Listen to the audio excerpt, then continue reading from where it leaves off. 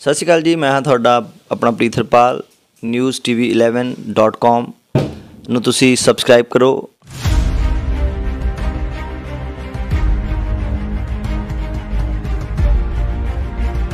ਗੁਰਦਾਸਪੁਰ ਜੇਲ੍ਹ ਵਿੱਚ ਉਮਰ ਕੈਦ ਦੀ ਸਜ਼ਾ ਕੱਟ ਰਹੀ ਮਹਿਲਾ ਕੈਦੀ ਮਨਿੰਦਰ ਕੌਰ ਪਤਨੀ ਓਂਕਾਰ ਸਿੰਘ ਨੇ ਜੇਲ੍ਹ ਦੇ ਵਿੱਚ ਦੁਪੱਟੇ ਦੇ ਨਾਲ ਬਾਥਰੂਮ ਵਿੱਚ ਫੰਦਾ ਲਗਾ ਕੇ ਆਤਮ ਹੱਤਿਆ ਕਰਨ ਦੀ ਕੀਤੀ ਕੋਸ਼ਿਸ਼। ਮਹਿਲਾ ਕੈਦੀ ਨੂੰ ਇਲਾਜ ਦੇ ਲਈ ਲਿਆਇਆ ਗਿਆ ਸੀ ਗੁਰਦਾਸਪੁਰ ਦੇ ਸਰਕਾਰੀ ਹਸਪਤਾਲ। ਪਿਛਲੇ 4 ਸਾਲਾਂ ਤੋਂ ਜੇਲ੍ਹ ਵਿੱਚ ਬੰਦ ਹੈ ਮਹਿਲਾ ਕੈਦੀ।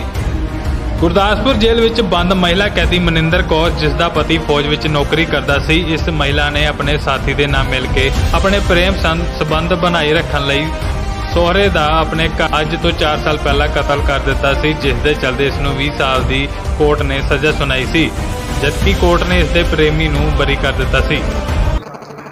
ਹਾਂਜੀ, ਸਾਡੇ ਕੋਲ ਪ੍ਰਿਜ਼ਨਰ ਇੱਕ ਆਈ ਹੈ। ਇਹ ਸੁਸਾਈਡਲ ਅਟੈਂਪਟ ਕੀਤਾ ਇਹਨੇ, ਸੈਂਟਰਲ ਜੇਲ੍ਹ ਦੀ ਹੈਗੀ ਹੈ। ਸੁਸਾਈਡਲ ਅਟੈਂਪਟ ਨਾਲ ਆਈ ਹੈ, ਬਟ ਪੇਸ਼ੈਂਟ ਹੁਣ ਸਟੇਬਲ ਹੈ। ਉਹਨੂੰ ਆਪਾਂ ਸਟੇਬਲ ਕੀਤਾ ਆ, ਅੰਡਰ ਆਬਜ਼ਰਵੇਸ਼ਨ ਰੱਖਿਆ ਹੋਇਆ। ਡਿਪਰੈਸਡ ਮੂਡ ਹੈਗਾ, ਉਹਦਾ ਮੂਡ ਸਵਿੰਗਸ ਵੀ ਹੈਗੇ ਆ, ਡਿਪਰੈਸ਼ਨ 'ਚ ਹੈਗੀ ਹੈ। ਸੁਸਾਈਡ ਨੇ ਜੇਲ੍ਹ ਦੇ ਵਿੱਚ ਹੀ ਸੁਸਾਈਡ ਅਟੈਂਪਟ ਕਰਨ ਦੀ ਕੋਸ਼ਿਸ਼ ਕੀਤੀ ਹੈ। ਜੋ ਸਾਨੂੰ ਹਿਸਟਰੀ ਮਿਲੀ ਹੈ ਕਿ ਇਹਨੇ ਹੈਂਗਿੰਗ ਕਰਨ ਦੀ ਕੋਸ਼ਿਸ਼ ਕੀਤੀ ਹੈ ਆਪਣੇ ਆਪ ਨੂੰ, ਗਲੇ ਦੇ ਵਿੱਚ ਪਾ ਕੇ ਕੁਛ ਉਹਦੇ ਨਾਲ। ਅਤੇ ਬਾਕੀ ਹਜੇ ਪੇਸ਼ੈਂਟ ਸਟੇਬਲ ਹੈਗਾ, ਅੰਡਰ ਆਬਜ਼ਰਵੇਸ਼ਨ 'ਚ ਹੈਗਾ ਆ। ਬਾਕੀ ਵਿਦਿਨ 24 ਆਵਰਸ ਇਹਨੂੰ ਆਪਾਂ ਅਬਜ਼ਰਵ ਕਰਾਂਗੇ।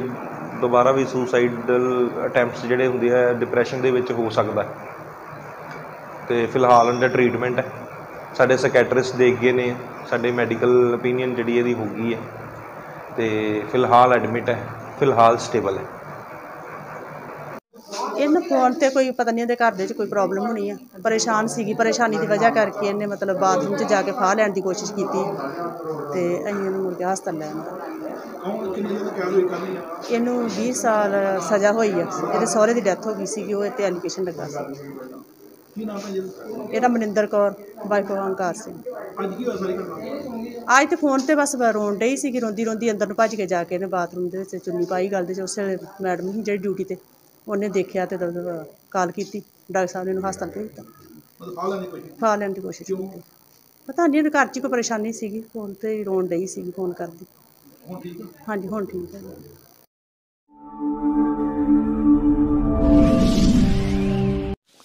ਸਤਿ ਸ਼੍ਰੀ ਅਕਾਲ ਜੀ, ਮੈਂ ਹਾਂ ਤੁਹਾਡਾ ਆਪਣਾ ਪ੍ਰੀਤਰਪਾਲ।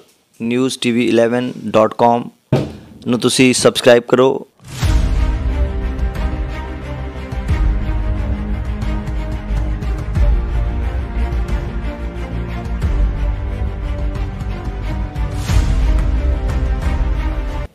दोस्तों, मित्रों, पंजाब निवासी मेरे भैनों और भराओ, पंजाब च एक बहुत बड़ा रौला सीगा कि कोई आदमी जिन्ने बारी विधायक बनता है उन्होंने उन्ने बारी पेंशनां मिलदियां ने। 3 बारी बनिया तो 3 पेंशनां मिलदियां, 4 बारी बनिया तो 4 पेंशनां आंदियां। मैं वाज़ह करना चाहना, हकीकत यह है पेंशन इक्को है। जे दूसरी टेन्योर च जित करके MLA उही आएगा तो 7,500 रुपया होर इजाफा होएगा वो पेंशन च। वे तीजी बारी जितने 7,500 होर आएगा। बस दिस इज़ दी प्रोसेस। कोई पेंशन तीन नहीं, पेंशन एक ही है। फिर भी अगर पंजाब दे बड़े सूझवान चीफ मिनिस्टर भगवंत मान जी नूं ये लग्या है कि MLA और ex-MLA दियां बड़ियां पेंशनां ने, तो मुबारक है, कोई गल नहीं। कोई पेंशन इज़ नॉट ए बूटी, कोई खैरात नहीं हैगी। ये गल ये है कि MLA is a part and parcel of the government, और सरकार का हिस्सा होने के नाते उन्होंने पेंशन दी जाती है। जिस तरह हर सरकारी कर्मचारी को पेंशन दी जाती है, उस तरह MLA को पेंशन दी जाती है। फर्क सिर्फ ये है कि MLA 1 बारी 2 बारी 3 बारी 4 बारी जिन्हें बारी, जिस तरह बादल साहब 11 बारी रहे है, पेंशन एक ही है। हर टेन्योर च उन्होंने 7,500 का इजाफा होना है। ये फार्मूला सीगा, लोग ये समझते नहीं सी। फिर दूसरी बेनती करना चाहना, ਜਿੰਨੀ ਵੀ ਪੈਨਸ਼ਨ XML ਲੈ ਰਹੇ ਉਹਦੇ 'ਚ 40% ਇਨਕਮ ਟੈਕਸ ਡਿਡਕਟ ਹੋਏਗਾ, ਜਿਹੜਾ ਹਰ ਸਾਲ ਦੇਣਾ ਪੈਂਦਾ। ਮਾਨੋ ਮੈਨੂੰ ਇੱਕ ਸਾਲ 'ਚ 12 ਲੱਖ ਰੁਪਈਆ ਮਿਲਿਆ, 12 ਲੱਖ ਰੁਪਈਆ ਮਿਲਿਆ ਅਤੇ ਉਹਦੇ 'ਚੋਂ 40% ਇਨਕਮ ਟੈਕਸ ਜ਼ਰੂਰੀ ਪੇ ਕਰਨਾ ਹੈ। ਇਟ ਇਜ਼ ਮੈਂਡੇਟਰੀ, ਇਹਦੀ ਕੋਈ ਵੱਡੀ ਗੱਲ ਨਹੀਂ ਹੈਗੀ। ਪਰ ਜੋ ਭਗਵੰਤ ਮਾਨ ਜੀ ਨੇ ਫੈਸਲਾ ਲਿਆ ਅਸੀਂ ਕਬੂਲ ਕਰਨੇ। ਕੋਈ ਸਰਕਾਰ ਨਾਲ ਸਾਡਾ ਕੋਈ ਹੇਠਾਂ ਥੋੜ੍ਹਾ ਲੜਾਈ ਥੋੜ੍ਹੀ ਹੈ। ਸਰਕਾਰ ਨੂੰ ਬਹੁਮਤ ਮਿਲਿਆ, ਸਰਕਾਰ ਆਪਣੀ ਮਰਜ਼ੀ ਨਾਲ ਫੈਸਲੇ ਕਰ ਰਹੇ, ਪਰ ਇਹ ਫੈਸਲੇ ਬੜੀ ਜਲਦੀ ਕਰਦੇ ਜਾ ਰਹੇ ਨੇ। ਉਹਨੂੰ ਬੜੀ ਜਲਦੀ ਪਈ ਹੈ ਕਿ ਸ਼ਾਇਦ ਅਸੀਂ ਦੁਨੀਆ 'ਚ ਅਸਮਾਨ ਪਲਟਾ ਦੇਣਾ।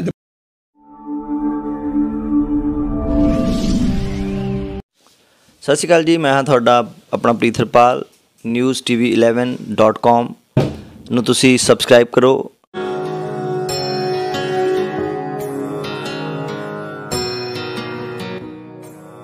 कस्बा दोरंगला में विजय जन स्टोर के पास मेन बाजार में वार्षिक माता रानी जी की चौकी सभी दुकानदार की ओर से करवाई गई। सुबह सुखमनी साहिब का पाठ का भोग, दोपहर को लंगर लगाया गया। इस अवसर पर मुख्य मेहमान दीप साईं जी, पुनीत महाजन शामिल हुए। इस अवसर पर गायक मलकी संधू ने माता रानी जी के भजन गाकर भक्तों को निहाल किया।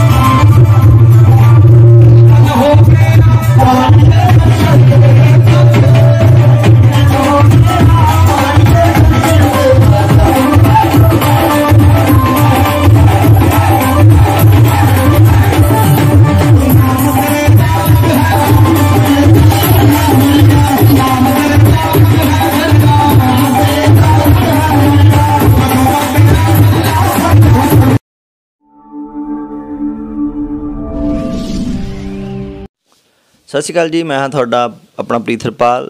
ਨਿਊਜ਼ TV 11.com ਨੂੰ ਤੁਸੀਂ ਸਬਸਕ੍ਰਾਈਬ ਕਰੋ।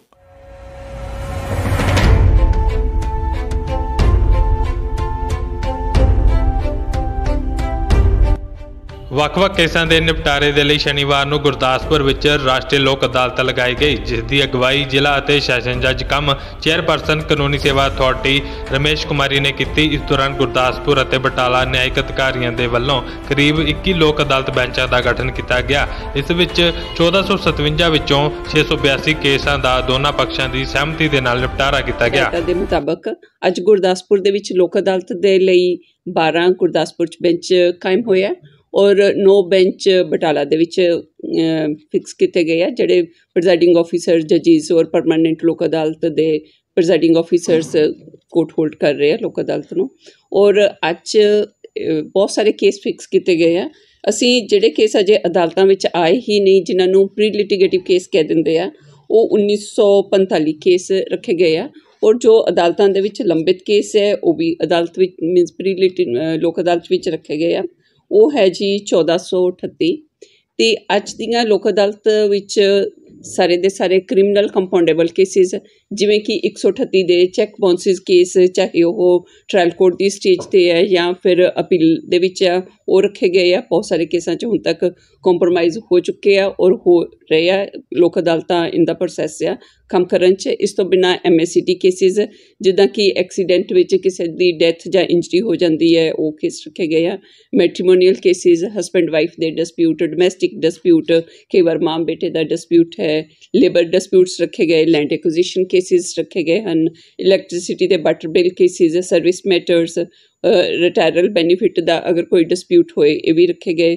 ਔਰ ਬਹੁਤ ਸਾਰੇ ਬੈਂਕ ਰਿਕਵਰੀ ਕੇਸਿਸ, ਚਾਹੇ ਉਹ ਪ੍ਰੀ ਲਿਟੀਗੇਟਿਵ ਸਟੇਜ 'ਤੇ ਹੋਣ ਜਾਂ ਅਦਾਲਤਾਂ ਦੇ ਵਿੱਚ ਪੈਂਡਿੰਗ ਕੇਸ ਹੋਣ। ਅਤੇ ਇਸ ਤੋਂ ਪਹਿਲਾਂ ਅਸੀਂ ਆਲਮੋਸਟ 2 ਮਹੀਨੇ ਪਹਿਲਾਂ ਮੁਹਿੰਮ ਸ਼ੁਰੂ ਕਰ ਦਿੱਤੀ ਸੀ ਕਿ ਮੈਕਸੀਮਮ ਲੋਕਾਂ ਦੇ ਵਿੱਚ ਲੋਕ ਅਦਾਲਤ ਦੇ ਬਾਰੇ ਜਾਣਕਾਰੀ ਹੋਵੇ, ਉਹਨਾਂ ਨੂੰ ਜਾਗਰੂਕ ਕੀਤਾ ਜਾਏ ਅਤੇ ਉਹ ਲੋਕ ਅਦਾਲਤ ਦੇ ਵਿੱਚ ਆਪਣੇ ਕੇਸ ਲੈ ਕੇ ਆਉਣ ਔਰ ਆਪਣੇ ਕੇਸਾਂ ਦਾ ਨਿਪਟਾਰਾ ਕਰਨ। ਮੈਡਮ, ਅਕਸਰ ਭਰਮ ਰਹਿੰਦਾ ਹੈ ਕਿ ਲੋਕ ਅਦਾਲਤ ਔਰ ਆਮ ਦੂਸਰੀ ਅਦਾਲਤ ਵਿੱਚ ਕੀ ਫ਼ਰਕ ਹੈ, ਇਹ ਥੋੜ੍ਹਾ ਡਿਫਾਈਨ ਕਰ ਦਿਓ। ਲੋਕ ਅਦਾਲਤ ਔਰ ਰੈਗੂਲਰ ਕੋਰਟ ਦੇ ਵਿੱਚ ਬਹੁਤ ਫ਼ਰਕ ਹੈ। ਲੋਕ ਅਦਾਲਤ ਦੇ ਵਿੱਚ ਲੋਕਾਂ ਦੀ ਸਹਿਮਤੀ ਦੇ ਨਾਲ, ਉਹਨਾਂ ਦੀ ਆਪਣੀ ਮਨਮਰਜ਼ੀ ਦੇ ਨਾਲ ਫੈਸਲੇ ਹੁੰਦੇ ਆ। ਅਸੀਂ ਉਹਨਾਂ ਨੂੰ ਅਸਿਸਟ ਕਰੀਦਾ ਆ, ਉਹਨਾਂ ਦੀਆਂ ਟਰਮਸ ਐਂਡ ਕੰਡੀਸ਼ਨਸ ਕੀ ਹੋ ਸਕਦੀਆਂ ਆ, ਉਹਨਾਂ ਨੂੰ ਦੱਸੀਦਾ, ਐਕਸਪਲੋਰ ਕਰੀਦਾ ਆ ਕਿ ਤੁਸੀਂ ਇਸ ਤਰ੍ਹਾਂ ਆਪਣਾ ਰਾਜੀਨਾਮਾ ਕਰ ਸਕਦੇ ਆ ਜਾਂ ਦੂਸਰੇ ਢੰਗ ਨਾਲ ਰਾਜੀਨਾਮਾ ਕਰ ਸਕਦੇ ਆ। ਦੋਨਾਂ ਧਿਰਾਂ ਦੀ ਸਹਿਮਤੀ ਹੁੰਦੀ ਹੈ। ਜਦੋਂ ਦੋਨਾਂ ਧਿਰਾਂ ਦੀ ਸਹਿਮਤੀ ਦੇ ਨਾਲ ਫੈਸਲੇ ਹੁੰਦੇ ਆ ਅਤੇ ਉਹਦੇ ਵਿੱਚ ਅਪੀਲ ਦੀ ਗੁੰਜਾਇਸ਼ ਨਹੀਂ ਹੁੰਦੀ। ਔਰ ਸਿਵਲ ਕੇਸਾਂ ਦੇ ਵਿੱਚ ਉਹਨਾਂ ਨੂੰ ਇਹ ਫਾਇਦਾ ਹੁੰਦਾ ਕਿ ਜਿਹੜੀ ਉਹਨਾਂ ਨੇ ਕੋਰਟ ਫੀਸ ਦੇ ਪੈਸੇ ਖਰਚੇ ਹੁੰਦੇ ਆ, ਚਾਹੇ ਉਹ ਸਪੋਜ਼ ਅਪੀਲ ਦੇ ਵਿੱਚ ਕਿਸੇ ਸਿਵਲ ਕੇਸ ਦੇ ਵਿੱਚ ਫੈਸਲਾ ਹੁੰਦਾ ਆ ਅਤੇ ਉਹਨੂੰ ਟਰਾਇਲ ਕੋਰਟ 'ਚ ਜਿਹੜੀ ਕੋਰਟ ਫੀਸ ਲਗਾਈ ਹੁੰਦੀ ਆ ਔਰ ਅਪੀਲ ਦੇ ਵਿੱਚ ਜੋ ਕੋਰਟ ਫੀਸ ਲਗਾਈ ਹੁੰਦੀ ਹੈ, ਉਹ ਪੈਸੇ ਰਿਫੰਡ ਹੋ ਜਾਂਦੇ ਆ। ਅਤੇ ਆਪਸੀ ਸਹਿਮਤੀ ਦੇ ਨਾਲ ਹੋਣ ਕਰਕੇ ਉਹਨਾਂ ਦੇ ਵਿੱਚ ਆਪਸ 'ਚ ਬਿਟਰਨੈਸ ਨਹੀਂ ਹੋਏਗੀ, ਕੜਵਾਹਟ ਤੋਂ ਬਿਨਾਂ ਫੈਸਲੇ ਹੁੰਦੇ ਆ ਔਰ ਇਹ ਲੌਂਗ ਲਾਸਟਿੰਗ ਫੈਸਲੇ ਹੁੰਦੇ ਆ। ਅਪੀਲ ਨਹੀਂ ਹੋਏਗੀ, ਪਰਮਾਨੈਂਸੀ ਹੁੰਦੀ ਹੈ। ਔਰ ਅਸੀਂ ਸਪੈਸ਼ਲੀ ਫੈਮਿਲੀ ਕੋਰਟ ਦੇ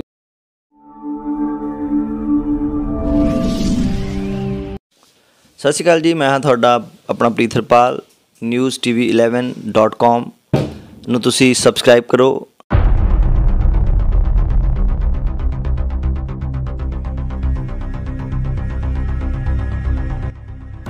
ਪਹਿਲੀ ਪਾਤਸ਼ਾਹੀ ਸ੍ਰੀ ਗੁਰੂ ਨਾਨਕ ਦੇਵ ਜੀ ਦੇ ਚੋਲੇ ਦੇ ਦਰਸ਼ਨ ਕਰਨ ਲਈ ਹੁਸ਼ਿਆਰਪੁਰ ਤੋਂ ਹਰ ਸਾਲ ਵਿਸ਼ਾਲ ਸੰਗਤ ਡੇਰਾ ਬਾਬਾ ਨਾਨਕ ਪੈਦਲ ਹੀ ਜਾਂਦਾ ਹੈ। ਹਜ਼ਾਰਾਂ ਦੀ ਸੰਖਿਆ ਵਿੱਚ ਕੀਰਤਨ ਕਰਦੇ ਜਾਂਦੇ ਸੰਗਤ ਦੇ ਸਵਾਗਤ ਅਤੇ ਦਰਸ਼ਨ ਲਈ ਰਸਤੇ ਵਿੱਚ ਪੈਂਦੇ ਇਲਾਕਿਆਂ ਦੇ ਲੋਕ ਵੀ ਪਹੁੰਚਦੇ ਹਨ। ਗੁਰਦਾਸਪੁਰ ਦੇ ਕਸਬਾ ਵਡਾਲਾ ਗ੍ਰੰਥੀਆਂ ਦਾ ਇੱਕ ਪਰਿਵਾਰ ਜੋ ਕਿ ਦਰਸ਼ਨ ਕਰਨ ਗਏ ਸਨ ਅਤੇ ਮਗਰੋਂ ਘਰ ਵਿੱਚ ਚੋਰ ਦਾਖਲ ਹੁੰਦੇ ਹਨ ਅਤੇ ਘਰ ਸਾਫ਼ ਕਰਕੇ ਰਫੂ ਚੱਕਰ ਹੋ ਜਾਂਦੇ ਹਨ। ਪੁਲਿਸ CCTV ਫੁਟੇਜ ਲੈ ਕੇ ਮਾਮਲੇ ਦੀ ਜਾਂਚ ਕਰ ਰਹੀ ਹੈ। ਦੁਕਾਨ ਤੇ ਹੀ ਤੇ ਮੇਰੀ ਵਾਈਫ ਤੇ ਮੇਰਾ ਬੇਟਾ ਜਿਹੜਾ ਹੈਗਾ ਜੀ, ਉਹ ਗਿਆ ਹੈ ਜੀ ਆਪਣੇ ਸੰਗ ਦਾ ਮੇਲਾ ਵੇਖਣ। ਤੇ ਮਾਤਾ ਸ਼੍ਰੀ ਮੇਰੇ ਛੋਟੇ ਭਰਾ ਵਾਲੀ ਸੀ ਤੇ ਪਿੱਛੋਂ ਸਾਨੂੰ ਮਤਲਬ ਕਿ ਪਤਾ ਲੱਗਾ ਕਿ ਸਾਡੇ ਘਰ ਚੋਰੀ ਹੋ ਗਈ ਤੇ ਅਸੀਂ ਉਸ ਫਿਰ ਭੱਜ ਕੇ ਆ ਕੇ ਵੇਖਿਆ ਸਾਡੇ ਸਾਰੇ ਤਾਲੇ ਤੁਲੇ ਖੁੱਲ੍ਹੇ ਹੋਏ ਸੀ ਤੇ ਸਾਡਾ ਸਾਰਾ ਜਿੰਨਾ ਸੋਨਾ ਹੈਗਾ ਜੀ ਸਾਰਾ ਲੈ ਕੇ ਤੇ 22,000 ਰੁਪਇਆ ਕੈਸ਼ ਤੇ ਚਾਂਦੀ ਲੈ ਕੇ ਉਹ ਰਫੂ ਚੱਕਰ ਹੋ ਗਏ ਜੀ। ਐਸਟੀਮੇਟ ਦੇ ਹਿਸਾਬ ਨਾਲ ਸਾਡਾ ਕੋਈ 10 ਲੱਖ ਦਾ ਨੁਕਸਾਨ ਹੋ ਗਿਆ। 20 ਤੋਲੇ ਸੋਨਾ ਹੈਗਾ ਜੀ ਤੇ 20 ਤੋਲੇ ਸੋਨਾ ਲੈ ਗਏ। ਹਾਂਜੀ ਭਾਜੀ, ਆਪਣੇ ਗਲੀ ਦੇ ਵਿੱਚ ਲੱਗੇ ਹੋਏ CCTV ਕੈਮਰੇ 'ਚ ਉਹਨਾਂ ਦੀ ਆਪਾਂ ਕੀਤੀ ਜੇ ਆਪਾਂ ਤਫਤੀਸ਼ ਕਰਦੇ ਹਾਂ ਅਤੇ ਜੋ ਵੀ ਆ ਤੇ ਮੁਲਾਜ਼ਮਾਂ ਨੂੰ ਨਾਲ ਦੱਸਾਂਗੇ। ਕੋਈ ਸ਼ੱਕ ਤਾਂ ਕੋਈ ਵੀ ਨਹੀਂ ਹੈਗਾ ਜੀ। ਅਤੇ ਇਹ ਹੈ ਕਿ ਆਪਣਾ ਹੁਣ CCTV ਕੈਮਰੇ ਵੇਖਦੇ ਆਪਾਂ ਪੁਲਿਸ ਰਿਪੋਰਟ ਅਜੇ ਲਿਖਾਉਣੇ ਦਰਖਾਸਤ ਦਿੱਤੀ ਹੈ, ਹੁਣ ਲਿਖਾਉਣੀ ਹੈ ਪੁਲਿਸ ਰਿਪੋਰਟ ਅਜੇ ਲਿਖਾਉਣੀ। ਸਾਡੇ ਕੱਲ੍ਹ ਇੱਥੇ ਮੇਲਾ ਲੱਗਾ ਸੀ ਲਾਗੇ ਪਿੰਡ ਵਿੱਚ ਅਤੇ ਮੈਂ ਤਕਰੀਬਨ 1 ਵਜੇ ਤੋਂ ਲੈ ਕੇ 1:30 ਵਜੇ ਦੇ ਵਿਚਕਾਰ ਇਸ ਤਰ੍ਹਾਂ ਹੀ ਮੇਲੇ ਗਈ ਹਾਂ ਅਤੇ ਉਸ ਤੋਂ ਬਾਅਦ ਹੀ ਅੱਧੇ ਕੁ ਘੰਟੇ ਬਾਅਦ ਮੈਨੂੰ ਫੋਨ ਚਲਾ ਗਿਆ ਮੇਲੇ ਵਿੱਚ ਕਿ ਤੁਹਾਡੇ ਘਰ ਦੇ ਤਾਲੇ ਟੁੱਟੇ ਹੋਏ ਆ। ਜਿੱਦਾਂ ਹੀ ਮੈਂ ਮਤਲਬ ਆਪਣੇ ਹਸਬੈਂਡ ਨੂੰ ਮੁੜ ਕੇ ਉੱਥੋਂ ਫੋਨ ਕੀਤਾ ਕਿ ਤੁਸੀਂ ਘਰ ਜਾ ਕੇ ਚੈੱਕ ਕਰੋ ਕਿ ਘਰ ਦੇ ਤਾਲੇ ਟੁੱਟੇ ਆ। ਇਹ ਉਸੇ ਵੇਲੇ ਆ ਗਏ ਆ ਅਤੇ ਆ ਕੇ ਦੇਖਿਆ ਕਿ ਸਾਰੇ ਤਾਲੇ ਟੁੱਟੇ ਹੋਏ ਆ ਅਤੇ ਗੋਲਡ ਵਗੈਰਾ ਸਾਰਾ ਜੋ ਕੈਸ਼ ਸੀ ਉਹ ਸਾਰਾ ਹੀ ਲੈ ਗਏ ਅਲਮਾਰੀ ਤੋਂ। ਸਾਡਾ ਤਕਰੀਬਨ 20 ਤੋਲੇ ਸੋਨਾ, ਜਿਹਦੇ ਵਿੱਚ ਵਿਦ 20-22 ਲੱਖ ਕੈਸ਼ ਹੈ, 20-22 ਹਜ਼ਾਰ ਕੈਸ਼ ਹੈ ਅਤੇ 10 ਲੱਖ ਦਾ ਤਕਰੀਬਨ ਨੁਕਸਾਨ ਜਿਹੜਾ ਸਾਡਾ ਹੋਇਆ। ਨਹੀਂ, ਸਾਨੂੰ ਤਾਂ ਕਿਸੇ 'ਤੇ ਸ਼ੱਕ ਨਹੀਂ ਹੈਗਾ। ਹਾਂਜੀ, ਕੰਪਲੇਨ ਕਰਵਾਈ ਹੋਈ ਆ, ਬਾਕੀ ਦੇਖੋ ਜੀ, ਸਾਨੂੰ ਇਨਫੋਰਮੇਸ਼ਨ ਮਿਲੀ ਆ ਆਸ਼ੀਸ਼ ਕੁਮਾਰ ਜੀ ਨੇ ਇੱਥੋਂ ਵਡਾਲਾ ਗ੍ਰੰਥੀ ਅੱਡੇ ਤੋਂ। ਇਹਨਾਂ ਦੇ ਘਰ ਜਿਹੜਾ ਵਾ ਚੋਰੀ ਦੀ ਵਾਰਦਾਤ ਹੋਈ ਆ ਅਤੇ ਇਹਨਾਂ ਦੇ ਦੱਸਣ ਮੁਤਾਬਕ ਇਹਨਾਂ ਦੇ ਘਰੋਂ 22,000 ਰੁਪਈਆ ਕੈਸ਼ ਅਤੇ ਮਤਲਬ ਕਾਫੀ ਮਾਤਰਾ ਸੋਨਾ ਜਿਹੜਾ ਵਾ ਚੋਰੀ ਕਰਕੇ ਲੈ ਗਏ ਆ। ਤੇ ਇਹਦੇ ਰਿਗਾਰਡਿੰਗ ਮੌਕੇ ਤੇ ਆਏ ਆ, ਇਨਵੈਸਟੀਗੇਸ਼ਨ ਕਰ ਰਹੇ ਆ। ਜੋ ਵੀ ਤੱਥ ਸਾਹਮਣੇ ਆਉਣਗੇ ਉਹਦੇ ਮੁਤਾਬਕ ਜਿਹੜੀ ਕਾਰਵਾਈ ਕੀਤੀ ਜਾ ਰਹੀ ਹੈ। ਸਰ ਕੋਈ ਸੀਸੀਟੀਵੀ ਫੁਟੇਜ ਸਾਹਮਣੇ ਆਈ ਹੋਵੇ ਉਹ ਹੁਣ ਚੈੱਕ ਕਰਾਂਗੇ ਜੀ। ਫਿਲਹਾਲ ਇਹਨਾਂ ਦਾ ਸਟੇਟਮੈਂਟ ਲਿਖ ਕੇ ਤੇ ਜਿਹੜਾ ਵਾ ਆਪਾਂ FIR ਰਜਿਸਟਰ ਕਰਕੇ ਤੇ ਇਨਵੈਸਟੀਗੇਸ਼ਨ ਸ਼ੁਰੂ ਕਰਾਂਗੇ। ਕਿੰਨਾ ਸੋਨਾ ਗਿਆ, ਕਿੰਨੀ ਮਾਤਰਾ ਗਿਆ, ਕੋਈ ਆਈਡੀਆ? ਉਹਨਾਂ ਕੋਲ ਡਿਟੇਲ ਲੈਣੀ ਹੈ ਜੀ, ਲੈ ਕੇ ਤੇ ਫਿਰ ਜੋ ਵੀ ਉਹਦੇ ਅਕੋਰਡਿੰਗ ਸਾਰਾ ਦੇਖਾਂਗੇ ਜੀ।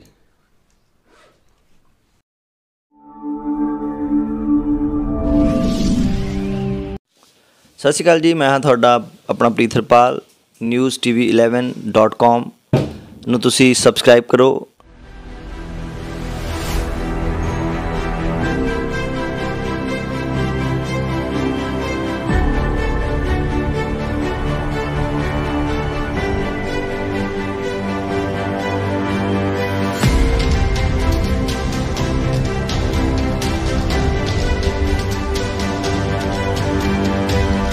मैं Navdeep Kaur Gill CJM cum secretary district legal service authority Gurdaspur ਦੇ ਲੋਕਾਂ ਨੂੰ ਇਹ ਜਾਣਕਾਰੀ ਦੇਣਾ ਚਾਹ ਰਹੀ ਹਾਂ ਕਿ ਪੰਜਾਬ ਕਾਨੂੰਨੀ ਸੇਵਾ ਅਥਾਰਟੀ ਦੇ ਕਾਰਜਕਾਰੀ ਚੇਅਰਮੈਨ ਮਾਨਯੋਗ ਮਿਸਟਰ ਜਸਟਿਸ ਅਜੇ ਤਿਵਾੜੀ ਜੀਆਂ ਦੀ ਹਦਾਇਤਾਂ ਮੁਤਾਬਿਕ ਅਤੇ ਸ਼੍ਰੀਮਤੀ ਰਮੇਸ਼ ਕੁਮਾਰੀ ਮਾਨਯੋਗ ਜ਼ਿਲ੍ਹਾ ਅਤੇ ਸੈਸ਼ਨ ਜੱਜ ਕਮ ਚੇਅਰਪਰਸਨ ਜ਼ਿਲ੍ਹਾ ਕਾਨੂੰਨੀ ਸੇਵਾ ਅਥਾਰਟੀ ਗੁਰਦਾਸਪੁਰ ਦੀ ਰਹਿਨੁਮਾਈ ਹੇਠ ਸੈਸ਼ਨ ਡਿਵੀਜ਼ਨ ਗੁਰਦਾਸਪੁਰ ਦੇ ਵਿੱਚ 12/3/2022 ਨੂੰ ਨੈਸ਼ਨਲ ਲੋਕ ਅਦਾਲਤ ਦਾ ਆਯੋਜਨ ਕੀਤਾ ਜਾ ਰਿਹਾ ਹੈ। ਇਹ ਨੈਸ਼ਨਲ ਲੋਕ ਅਦਾਲਤ ਗੁਰਦਾਸਪੁਰ ਅਤੇ ਬਟਾਲਾ ਵਿੱਚ ਲੱਗੇਗੀ। ਇਸ ਲੋਕ ਅਦਾਲਤ ਦੇ ਵਿੱਚ ਅਸੀਂ ਹਰੇਕ ਤਰ੍ਹਾਂ ਦੇ ਕੇਸਿਸ ਜਿਵੇਂ ਕਿ criminal compoundable cases, cheque bounce ਦੇ cases, bank recovery cases, matrimonial cases, labour dispute, land acquisition cases, electricity and water bills ਦੇ ਕੇਸਿਸ, ਸਰਵਿਸ ਮੈਟਰ ਦੇ ਕੇਸਿਸ, ਰੈਵਨਿਊ ਕੇਸਿਸ, ਹੋਰ ਤਰ੍ਹਾਂ ਦੇ ਸਿਵਲ ਕੇਸਿਸ ਜਿਸ ਤਰ੍ਹਾਂ ਕਿ ਪਰਮਾਨੈਂਟ ਇੰਜੰਕਸ਼ਨ ਦੇ ਕੇਸਿਸ ਜਾਂ ਡੈਕਲਾਰੇਸ਼ਨ ਦੇ ਕੇਸਿਸ, ਸਪੈਸੀਫਿਕ ਪਰਫਾਰਮੈਂਸ ਦੇ ਕੇਸਿਸ ਔਰ ਇਸ ਤੋਂ ਇਲਾਵਾ ਕ੍ਰਿਮੀਨਲ ਕੰਪਾਊਂਡੇਬਲ ਕੇਸਿਸ ਜਿਹੜੇ ਕਿ ਜਿਨ੍ਹਾਂ ਵਿੱਚ ਪਾਰਟੀਜ਼ ਆਪਣੀ ਮਰਜ਼ੀ ਦੇ ਨਾਲ ਕੰਪਰੋਮਾਈਜ਼ ਕਰ ਸਕਦੀਆਂ ਹੈਗੀਆਂ ਜਾਂ ਔਰ ਕਈ ਕੇਸਿਸ ਜਿਨ੍ਹਾਂ ਵਿੱਚ ਅਦਾਲਤ ਦੀ ਮਰਜ਼ੀ ਦੇ ਨਾਲ ਕੰਪਰੋਮਾਈਜ਼ ਕਰ ਸਕਦੇ ਹੋ, ਸਾਰੀ ਤਰ੍ਹਾਂ ਦੇ ਕੇਸਿਸ ਲੱਗਣਗੇ।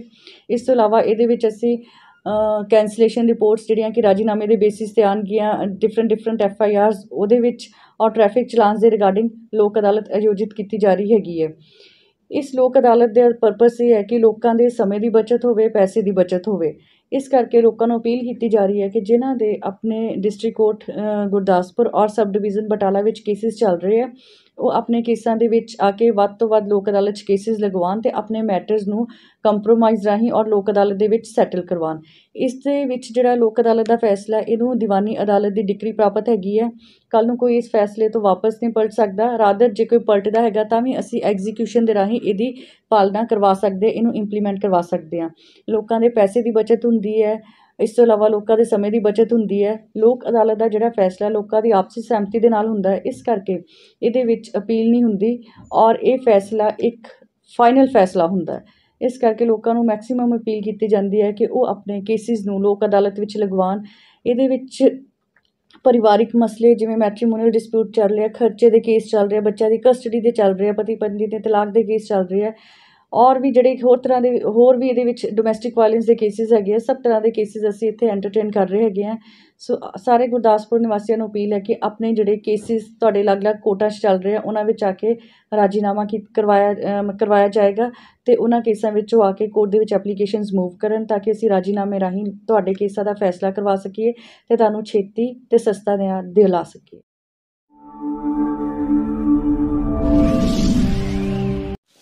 ਸਤਿ ਸ਼੍ਰੀ ਅਕਾਲ ਜੀ, ਮੈਂ ਹਾਂ ਤੁਹਾਡਾ ਆਪਣਾ ਪ੍ਰੀਥਰਪਾਲ। newstv11.com ਨੂੰ ਤੁਸੀਂ ਸਬਸਕ੍ਰਾਈਬ ਕਰੋ।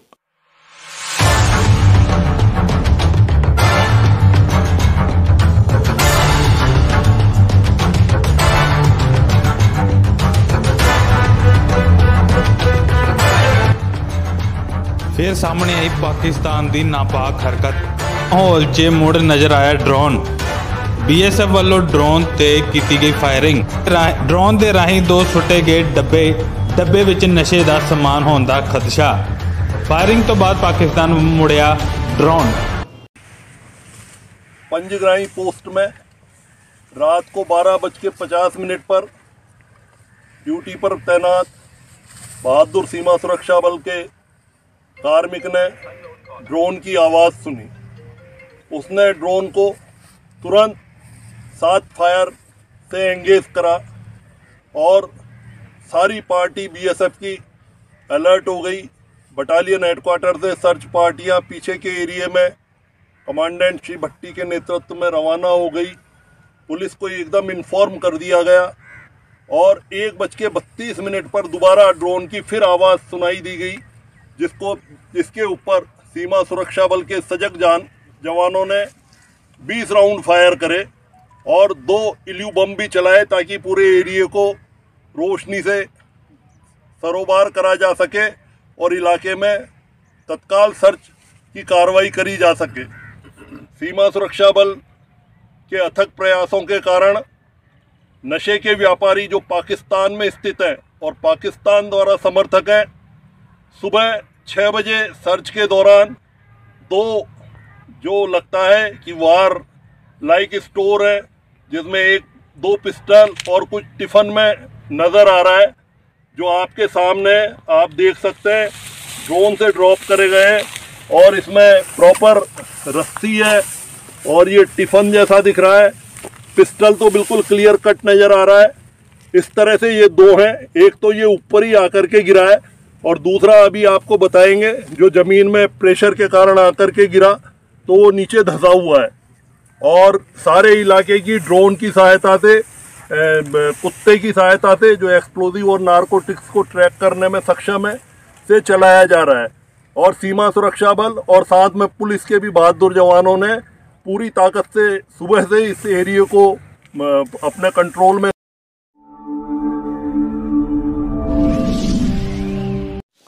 सत श्री अकाल जी, मैं हाँ ਤੁਹਾਡਾ अपना ਪ੍ਰੀਤਰਪਾਲ।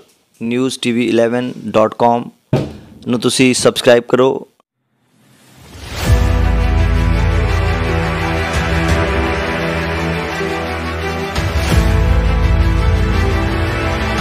तीन वर्ष पूर्व पुलवामा के अवंतीपोरा में सीआरपीएफ के काफिले पर हुए फिदाइन हमले में अपने 40 साथियों सहित शहादत का जाम पीने वाले सीआरपीएफ की 75 बटालियन के शहीद कांस्टेबल मनिंदर सिंह की शहादत को नमन करने के लिए भारतीय स्टेट बैंक की स्थानीय शाखा, जिसमें 3 वर्ष पूर्व शहीद का चित्र सुशोभित हुआ था, में चीफ मैनेजर मानव महाजन की अध्यक्षता में एक श्रद्धांजलि समारोह का आयोजन किया गया, जिसमें शहीद सैनिक परिवार सुरक्षा परिषद के महासचिव कुंवर रविंदर सिंह विक्की व शहीद मनिंदर सिंह के पिता सतपाल अत्री बतौर मुख्य मेहमान शामिल हुए। भारतीय स्टेट बैंक में पुलवामा हमले के शहीद कांस्टेबल मनिंदर सिंह, जिनका चित्र जो है इस बैंक में लगा हुआ है, उनकी शहादत को नमन करने के लिए बैंक द्वारा एक श्रद्धांजलि समारोह का आयोजन किया गया। 14 फरवरी 2019 को जब पुलवामा हमला हुआ, जिस हमले में देश ने अपने 40 सैनिक जो है बलिदान कर दिए, उन्हीं में से एक गिरनर का कांस्टेबल मनिंदर सिंह अत्री जी भी थे। उनकी शहादत के बाद भारतीय स्टेट बैंक एक ऐसा बैंक बना जिनके राष्ट्रीय चेयरमैन रजनीश कुमार और उनके सीजीएम चंडीगढ़ राणा आशुतोष कुमार सिंह के दिशा निर्देशों पर इस बैंक में उस शहीद का चित्र लगा, क्योंकि मनिंदर इस बैंक का अकाउंट होल्डर था। इसलिए इस बैंक के सभी कर्मचारी जो हैं सुबह अपना काम जो है इस शहीद को नमन करके शुरू करते हैं। सो आज इस कार्यक्रम में बैंक द्वारा शहीद परिवार को यहाँ पे बुलाकर उन्हें सम्मानित कर उनके मनोबल को बढ़ाया है। तो शहीद हमारे देश की अमूल्य धरोहर हैं, जिनके बलिदानों के सदके ही इस देश की एकता व अखंडता बरकरार है। आज आज़ादी की इस खुली हवा में देश सांस ले रहा है, देशवासी सो रहे हैं। वो सांसें, वो आज़ादी इन शहीदों ने हमें अपने विरासत में दी है। सो आज ज़रूरत है इनके बताए हुए पच्चनों पर चलने की और उन शहीद परिवारों को उचित मान सम्मान देकर इन शहीदों की शहादत की गरिमा को बहाल रखने की। एक बार फिर मैं इस बैंक की पावन भूमि को नमन करता हूँ, जहाँ पे एक शहीद परिवार के अलावा अन्य शहीदों के परिवार यहाँ पे पहुँचे हैं। ये भूमि पवित्र हो गई। उनके माता पिता को, उनके परिजनों को, जितने शहीद जहाँ पे आए हैं, उनके परिजनों को मैं कोटि कोटि नमन करता हूँ कि जिन्होंने यहाँ पर आकर आज शहीद मनिंदर के परिवार के साथ दुख साझा किया। धन्यवाद। जय हिंद, जय भारत। बहुत इमोशनल मोमेंट सी।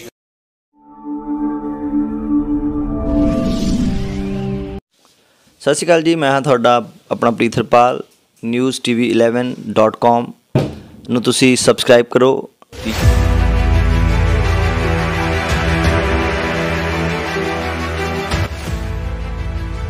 ਗੁਰਦਾਸਪੁਰ ਵਿੱਚ ਕਰਵਾਏ ਜਾ ਰਹੇ ਰਾਜ ਪੱਧਰੀ ਕ੍ਰਿਸਮਸ ਸਮਾਗਮ ਵਿੱਚ ਮੁੱਖ ਮੰਤਰੀ ਚੰਨੀ ਸਟੇਜ ਤੇ ਪਹੁੰਚੇ ਅਤੇ ਕ੍ਰਿਸਮਸ ਦੇ ਨਜ਼ਦੀਕ ਦੁਬਾਰਾ ਆਉਣ ਦਾ ਕਹਿ ਕੇ ਸਪੀਚ ਕੀਤੀ ਅਤੇ ਜ਼ਰੂਰੀ ਕੰਮ ਦਾ ਕਹਿ ਕੇ ਵਾਪਸ ਚਲੇ ਗਏ। ਸਪੀਚ ਵਿੱਚ ਮੁੱਖ ਮੰਤਰੀ ਨੇ ਕਿਹਾ ਕਿ ਕੋਈ ਜ਼ਰੂਰੀ ਕੰਮ ਹੋਣ ਕਾਰਨ ਉਹਨਾਂ ਨੂੰ ਵਾਪਸ ਜਾਣਾ ਪੈ ਰਿਹਾ ਹੈ, ਪਰ ਕ੍ਰਿਸਮਸ ਦੇ ਨਜ਼ਦੀਕ ਉਹ ਦੁਬਾਰਾ ਗੁਰਦਾਸਪੁਰ ਆਉਣਗੇ।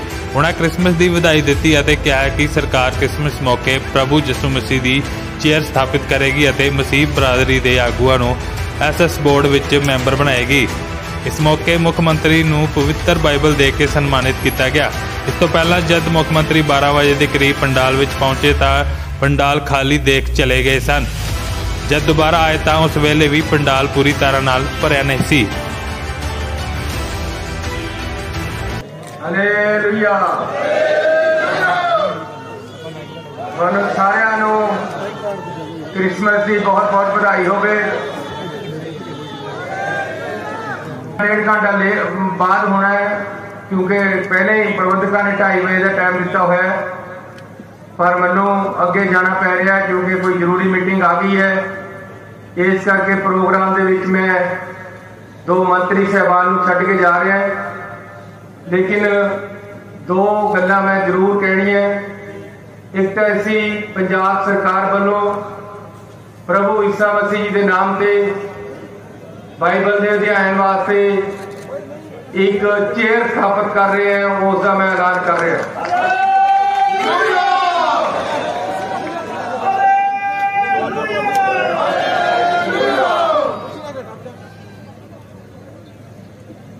ਤੇ SS ਬੋਰਡ ਦੇ ਵਿੱਚ ਇੱਕ ਕ੍ਰਿਸਚਨ ਸਮਾਜ ਵਿੱਚੋਂ ਮੈਂਬਰ ਅਸੀਂ ਲਗਾ ਰਹੇ ਹਾਂ।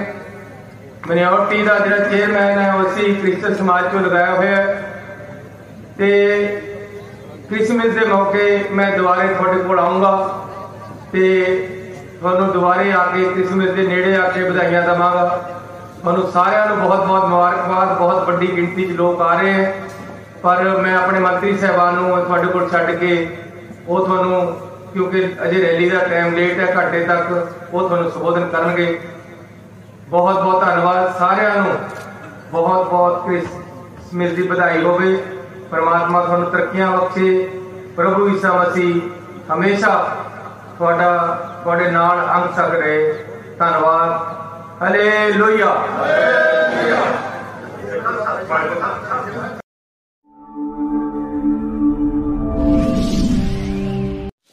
ਸਤਿ ਸ਼੍ਰੀ ਅਕਾਲ ਜੀ, ਮੈਂ ਹਾਂ ਤੁਹਾਡਾ ਆਪਣਾ ਪ੍ਰੀਥਰਪਾਲ।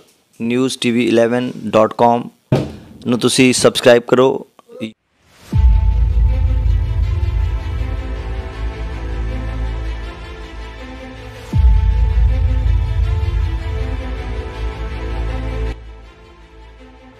ਕਾਂਗਰਸ ਪਾਰਟੀ ਨੂੰ ਛੱਡ ਆਪ ਵਿੱਚ ਸ਼ਾਮਲ ਹੋਣ ਤੋਂ ਬਾਅਦ ਗੁਰਦਾਸਪੁਰ ਤੋਂ ਆਪ ਦੇ ਯੂਥ ਨੇਤਾ ਦੇ ਤੌਰ ਤੇ ਪਾਰਟੀ ਦੀ ਟਿਕਟ ਦੇ ਸੁਪਨੇ ਸੰਜੋਈ ਬੈਠੇ ਬਘੇਲ ਸਿੰਘ ਬਾਈਆਂ ਦੇ ਸੁਪਨਿਆਂ ਤੇ ਉਸ ਵੇਲੇ ਪਾਣੀ ਫਿਰ ਗਿਆ ਜਦੋਂ ਪਾਰਟੀ ਹਾਈ ਕਮਾਨ ਦੇ ਵੱਲੋਂ ਦੂਸਰੀ ਉਮੀਦਵਾਰਾਂ ਦੀ ਲਿਸਟ ਜਾਰੀ ਕੀਤੀ ਗਈ। ਇਸ ਲਿਸਟ 'ਚ ਗੁਰਦਾਸਪੁਰ ਤੋਂ ਉਮੀਦਵਾਰ ਦੇ ਤੌਰ ਤੇ ਰਮਨ ਬੈਲ ਦਾ ਨਾਮ ਐਲਾਨਿਆ ਗਿਆ। ਉਸ ਤੋਂ ਬਾਅਦ ਮੰਨੋ ਜਿੱਦਾਂ ਉਹਨਾਂ ਦੇ ਸੁਪਨਿਆਂ ਤੇ ਪਾਣੀ ਫਿਰ ਗਿਆ।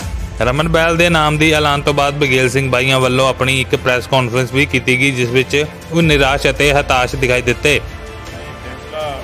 ਅੱਜ ਹਾਈ ਕਮਾਂਡ ਨੇ ਲਿਆ ਜੀ, ਸਾਡੀ ਆਮ ਆਦਮੀ ਪਾਰਟੀ ਦੀ ਸੁਪਰੀਮੋ ਜੋ ਸ਼੍ਰੀ ਅਰਵਿੰਦ ਕੇਜਰੀਵਾਲ ਜੀ ਔਰ ਸਮੁੱਚੀ ਲੀਡਰਸ਼ਿਪ ਨੇ ਲਿਆ ਫੈਸਲਾ, ਉਹ ਫੈਸਲਾ ਅੱਜ ਕਾਫੀ ਨਿਰਾਸ਼ਯੋਗ ਹੈ। ਜੋ ਇਸ ਹਲਕੇ ਦੇ ਵਿੱਚ ਮੇਰੇ ਜੋ ਆਮ ਆਦਮੀ ਪਾਰਟੀ ਦੇ ਮੇਰੇ ਸਾਥੀ ਨੇ, ਵਲੰਟੀਅਰ ਨੇ, ਸਾਰੇ ਨਾਲ ਨੇ ਜੋ ਅੱਜ ਤੇ ਤੁਸੀਂ ਦੇਖ ਸਕਦੇ ਹੋ ਇਹਨਾਂ ਦਾ ਸਾਥ ਜਿਹੜਾ ਅੱਜ ਇਹ ਫੈਸਲਾ ਇਹਨਾਂ ਦੇ ਅੰਦਰ ਰੋਸ ਹੈ, ਇਸ ਚੀਜ਼ ਦਾ ਭਾਰੀ ਰੋਸ ਆ ਕਿ ਜਿਹੜੀ ਟਿਕਟ ਦੀ ਵੰਡ ਹੈ ਉਹ ਬੜੀ ਗਲਤ ਹੋਈ ਆ ਸਾਡੇ ਗੁਰਦਾਸਪੁਰ ਦੇ ਵਿੱਚ। ਸੋ ਬੜੀ ਵੱਡੀ ਆਸ ਸੀ ਕਿ ਇੱਕ ਆਮ ਆਦਮੀ ਪਾਰਟੀ ਨੌਜਵਾਨ ਚਿਹਰੇ ਨੂੰ ਇੱਥੋਂ ਮੌਕਾ ਦੇਗੀ ਗੁਰਦਾਸਪੁਰ ਤੋਂ ਸੇਵਾ ਕਰਨ ਦਾ, ਹਲਕਾ ਗੁਰਦਾਸਪੁਰ ਤੋਂ। ਸੋ ਅੱਜ ਇਸ ਰੋਸ਼ ਨੂੰ ਵੇਖਦਿਆਂ ਹੋਇਆਂ ਜੋ ਮੇਰੇ ਸਾਥੀ ਨੇ ਸਾਰੇ ਇੱਥੇ ਪਹੁੰਚੇ, ਦਫ਼ਤਰ ਅਸੀਂ ਬੈਠੇ ਹਾਂ ਸਾਰੇ, ਤੇ ਬਾਕੀ ਜੋ ਵੀ ਉਹ ਮੇਰੇ ਨਾਲੇ ਜਿਹੜੀਆਂ ਮੇਰੀਆਂ ਬਾਹਾਂ ਨੇ ਇਸ ਹਲਕੇ ਦੇ ਮੇਰੇ ਸਾਥੀ ਨੇ ਸਾਰੇ, ਜੋ ਫੈਸਲਾ ਇਹਨਾਂ ਤੇ ਆ ਬਿਲਕੁਲ ਜੋ ਜੇ ਮੈਨੂੰ ਇੱਥੋਂ ਤੱਕ ਲੈ ਕੇ ਆਏ, ਇਸ ਮੁਕਾਮ ਤੱਕ ਇਹਨਾਂ ਨੇ ਪਹੁੰਚਾਇਆ, ਅੱਗੇ ਵੀ ਜੋ ਇਹ ਫੈਸਲਾ ਕਰਨਗੇ, ਇਹ ਸਮੁੱਚਾ ਹਲਕਾ ਜੋ ਵੀ ਫੈਸਲਾ ਕਰੇਗਾ ਮੈਂ ਇਹਨਾਂ ਦੇ ਨਾਲ ਆ। ਜਿੱਥੇ ਮੈਨੂੰ ਖੜਾ ਕਰਨਗੇ ਮੈਂ ਖੜਾ ਹੋਣ ਨੂੰ ਤਿਆਰ। ਪਾਰਟੀ ਦੀ ਤੋਂ ਪਹਿਲੇ ਦਿਨ ਤੋਂ ਇਹੀ ਗੱਲ ਸੀ ਕਿ ਆਮ ਆਦਮੀ ਪਾਰਟੀ ਜਿਹੜੀ ਆ ਆਮ ਲੋਕਾਂ ਦੀ ਪਾਰਟੀ ਆ ਔਰ ਕੰਮ ਨੂੰ ਪਿਆਰ ਕਰਦੀ ਆ, ਚੰਮ ਨੂੰ ਪਿਆਰ ਨਹੀਂ ਕਰਦੀ। ਸੋ ਜਿਹੜਾ ਵੀ ਹਲਕੇ ਦੇ ਵਿੱਚ ਕੰਮ ਕਰੇਗਾ ਔਰ ਲੋਕਾਂ ਦਾ ਹਰਮਨ ਪਿਆਰਾ ਬਣੇਗਾ, ਲੋਕਾਂ ਦੀਆਂ ਜੋ ਮਤਲਬ ਆਸਾਂ ਨੇ, ਜੋ ਜਿਸ ਬੰਦੇ ਤੋਂ ਕਰਦੇ ਐਕਸੈਪਟ ਕਰਦੇ ਕਿ ਇਹ ਬੰਦਾ ਸਾਡੇ ਆਉਣ ਵਾਲੇ ਸਮੇਂ 'ਚ ਕੁਝ ਹਲਕੇ ਲਈ ਕਰ ਸਕਦਾ, ਉਹ ਸਰਵੇ ਹੋਣਗੇ, ਸਰਵੇ ਦੇ ਅਕੋਰਡਿੰਗ ਜਿਹੜੀਆਂ ਟਿਕਟਾਂ ਦਿੱਤੀਆਂ ਜਾਣਗੀਆਂ। ਇਹ ਸੀ ਆਮ ਆਦਮੀ ਪਾਰਟੀ ਦਾ ਜਿਹੜਾ ਜਦੋਂ ਪਹਿਲੇ ਦਿਨ ਅਸੀਂ ਜੁਆਇਨ ਕੀਤੀ ਆਮ ਆਦਮੀ ਪਾਰਟੀ, ਤੇ ਔਰ ਇਹਨਾਂ ਨੇ ਜੋ ਇਹ ਵਿਸ਼ਵਾਸ ਦਵਾਇਆ ਸੀ ਕਿ ਕੰਮ ਕਰਨ ਵਾਲੇ ਬੰਦੇ ਨੂੰ ਆਪਾਂ ਪਿੱਛੇ ਨਹੀਂ ਕਰਾਂਗੇ ਔਰ ਉਸ ਨੂੰ ਟਿਕਟ ਦਿੱਤੀ ਜਾਊਗੀ ਜੋ ਕੰਮ ਕਰਦਾ ਹੋਏਗਾ ਔਰ ਸਰਵੇ ਦੇ ਵਿੱਚ ਜਿਹਦਾ ਪਾਸ ਹੋਏਗਾ। ਦੇਖੋ ਬਿਲਕੁਲ ਇਹ ਲੱਗਦਾ ਅੱਜ ਜੋ ਕੁਝ ਹੋਇਆ, ਅੱਜ ਅਸੀਂ ਇੱਕ ਬੇਨਤੀ ਕਰਨਾ ਚਾਹੁੰਦੇ ਹਾਂ ਹਾਈ ਕਮਾਂਡ ਨੂੰ ਕਿ ਆਪਣੇ ਸੁਪਰੀਮੋ ਅਰਵਿੰਦ ਕੇਜਰੀਵਾਲ ਜੀ ਨੂੰ ਕਿ ਇਹ ਜੋ ਕੁਝ ਹਲਕਿਆਂ 'ਚ ਹੋ ਰਿਹਾ, ਜੋ ਸੱਚ ਆ, ਉਸ ਸੱਚ ਨੂੰ ਨਹੀਂ ਵੇਖਿਆ ਜਾ ਰਿਹਾ ਜਾਂ ਸੱਚ ਉਹਨਾਂ ਦੇ ਟੇਬਲ ਤੱਕ ਨਹੀਂ ਪਹੁੰਚਾਇਆ ਜਾ ਰਿਹਾ ਸ਼੍ਰੀ ਅਰਵਿੰਦ ਕੇਜਰੀਵਾਲ ਜੀ ਦੇ, ਔਰ ਜੋ ਇਹਨੂੰ ਮੈਨੂਪੂਲੇਟਡ ਤਰੀਕੇ ਨਾਲ ਮੈਨੇਜ ਕਰਕੇ, ਥੱਲੇ ਵਾਲੀਆਂ ਟੀਮਾਂ ਜੋ ਮੈਨੇਜ ਕਰਕੇ ਇਹਨੂੰ ਕੁਝ ਹੋਰ ਉੱਥੇ ਦਿਖਾ ਰਹੀਆਂ ਨੇ, ਜੋ ਸੱਚ ਆ ਹਲਕੇ ਦੇ ਵਿੱਚ ਉਹ ਸੱਚ ਨਹੀਂ ਉੱਥੋਂ ਤੱਕ ਦਿਖਾਇਆ ਜਾ ਰਿਹਾ।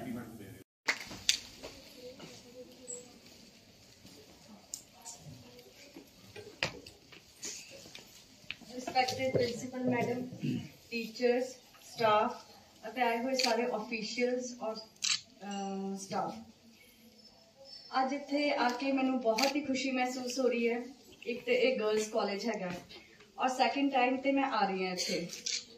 ਸੋ ਬੇਸਿਕਲੀ ਜਿਸ ਤਰ੍ਹਾਂ এনवायरमेंट ਦੀ ਗੱਲ ਹੋ ਰਹੀ ਸੀਗੀ, ਆਰਟੀਕਲ 21 ਸਾਡਾ ਜਿਹੜਾ ਕਨਸਟੀਟਿਊਸ਼ਨ ਦਾ ਹੈਗਾ ਉਹ ਹੈਗਾ ਰਾਈਟ ਟੂ ਲਾਈਫ, ਤੇ ਰਾਈਟ ਟੂ ਲਾਈਫ ਲਈ ਸਾਡਾ ਉਹਦੇ ਵਿੱਚ ਆਉਂਦਾ right to live with dignity. Right to life ਦੇ ਵਿੱਚ এনवायरमेंट ਦਾ ਸਭ ਤੋਂ ਵੱਡਾ ਯੋਗਦਾਨ ਹੈ। ਜੇ ਅਸੀਂ ਅੱਛੀ ਹਵਾ, ਅੱਛੀ ਪਾਣੀ ਦੇ ਵਿੱਚ ਰਵਾਂਗੇ ਤੇ ਜਿਹੜੀ ਸਾਡੀ ਲਾਈਫ ਦੀ ਕੁਆਲਿਟੀ ਹੈ ਉਹ ਇੰਪਰੂਵ ਹੋਏਗੀ।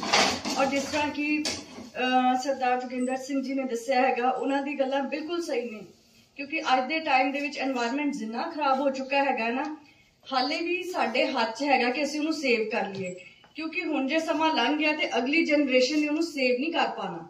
এনवायरमेंट ਸੇਵ ਕਰਨਾ ਸਾਡੇ ਹੱਥ ਦੇ ਵਿੱਚ ਹੈਗਾ। ਤੇ ਆਪਣੇ ਘਰ ਦੇ ਵਿੱਚ ਕਿਚਨ ਗਾਰਡਨ ਜ਼ਰੂਰ ਲਗਾਓ। ਮੈਂ ਇੱਥੇ ਵੀ ਆਪਣੇ ਘਰ 'ਚ ਕਿਚਨ ਗਾਰਡਨ ਲਗਾਇਆ ਹੋਇਆ ਔਰ ਹੁਸ਼ਿਆਰਪੁਰ ਵੀ ਲਗਾਇਆ ਹੋਇਆ। ਇਵਨ ਕਿ ਜਦੋਂ ਗਰਮੀਆਂ ਦਾ ਸੀਜ਼ਨ ਆਉਂਦਾ, ਅਸੀਂ ਬਾਜ਼ਾਰੋਂ ਅੰਬ ਨਹੀਂ ਲੈ ਕੇ ਖਾਈਦੇ, ਘਰ ਦੇ ਅੰਬ ਹੁੰਦੇ ਆ, ਉਹਨਾਂ ਨੂੰ ਪੈਲ ਲਗਾਈਦੀ ਹੈਗੀ ਹੈ ਤੇ ਉਹੀ ਯੂਜ਼ ਕਰੀਦੀ ਹੈਗੀ ਹੈ। ਸੋ ਆਰਗੈਨਿਕ ਖੇਤੀ ਦਾ ਜਿਹੜਾ ਇੱਕ ਟ੍ਰੈਂਡ ਵੱਧ ਰਿਹਾ, ਇਹ ਬਹੁਤ ਹੀ ਅੱਛਾ ਹੈ। ਥੋੜੀ ਦੇਰ ਲਈ ਸਾਨੂੰ ਇਹ 'ਚ ਥੋੜੀ ਇਨਵੈਸਟਮੈਂਟ ਕਰਨੀ ਪੈਂਦੀ ਹੈਗੀ ਹੈ, ਪਰ ਇਹਦੇ ਰਿਜ਼ਲਟ ਓਵਰਆਲ ਬਹੁਤ ਅੱਛੀ ਹੈ।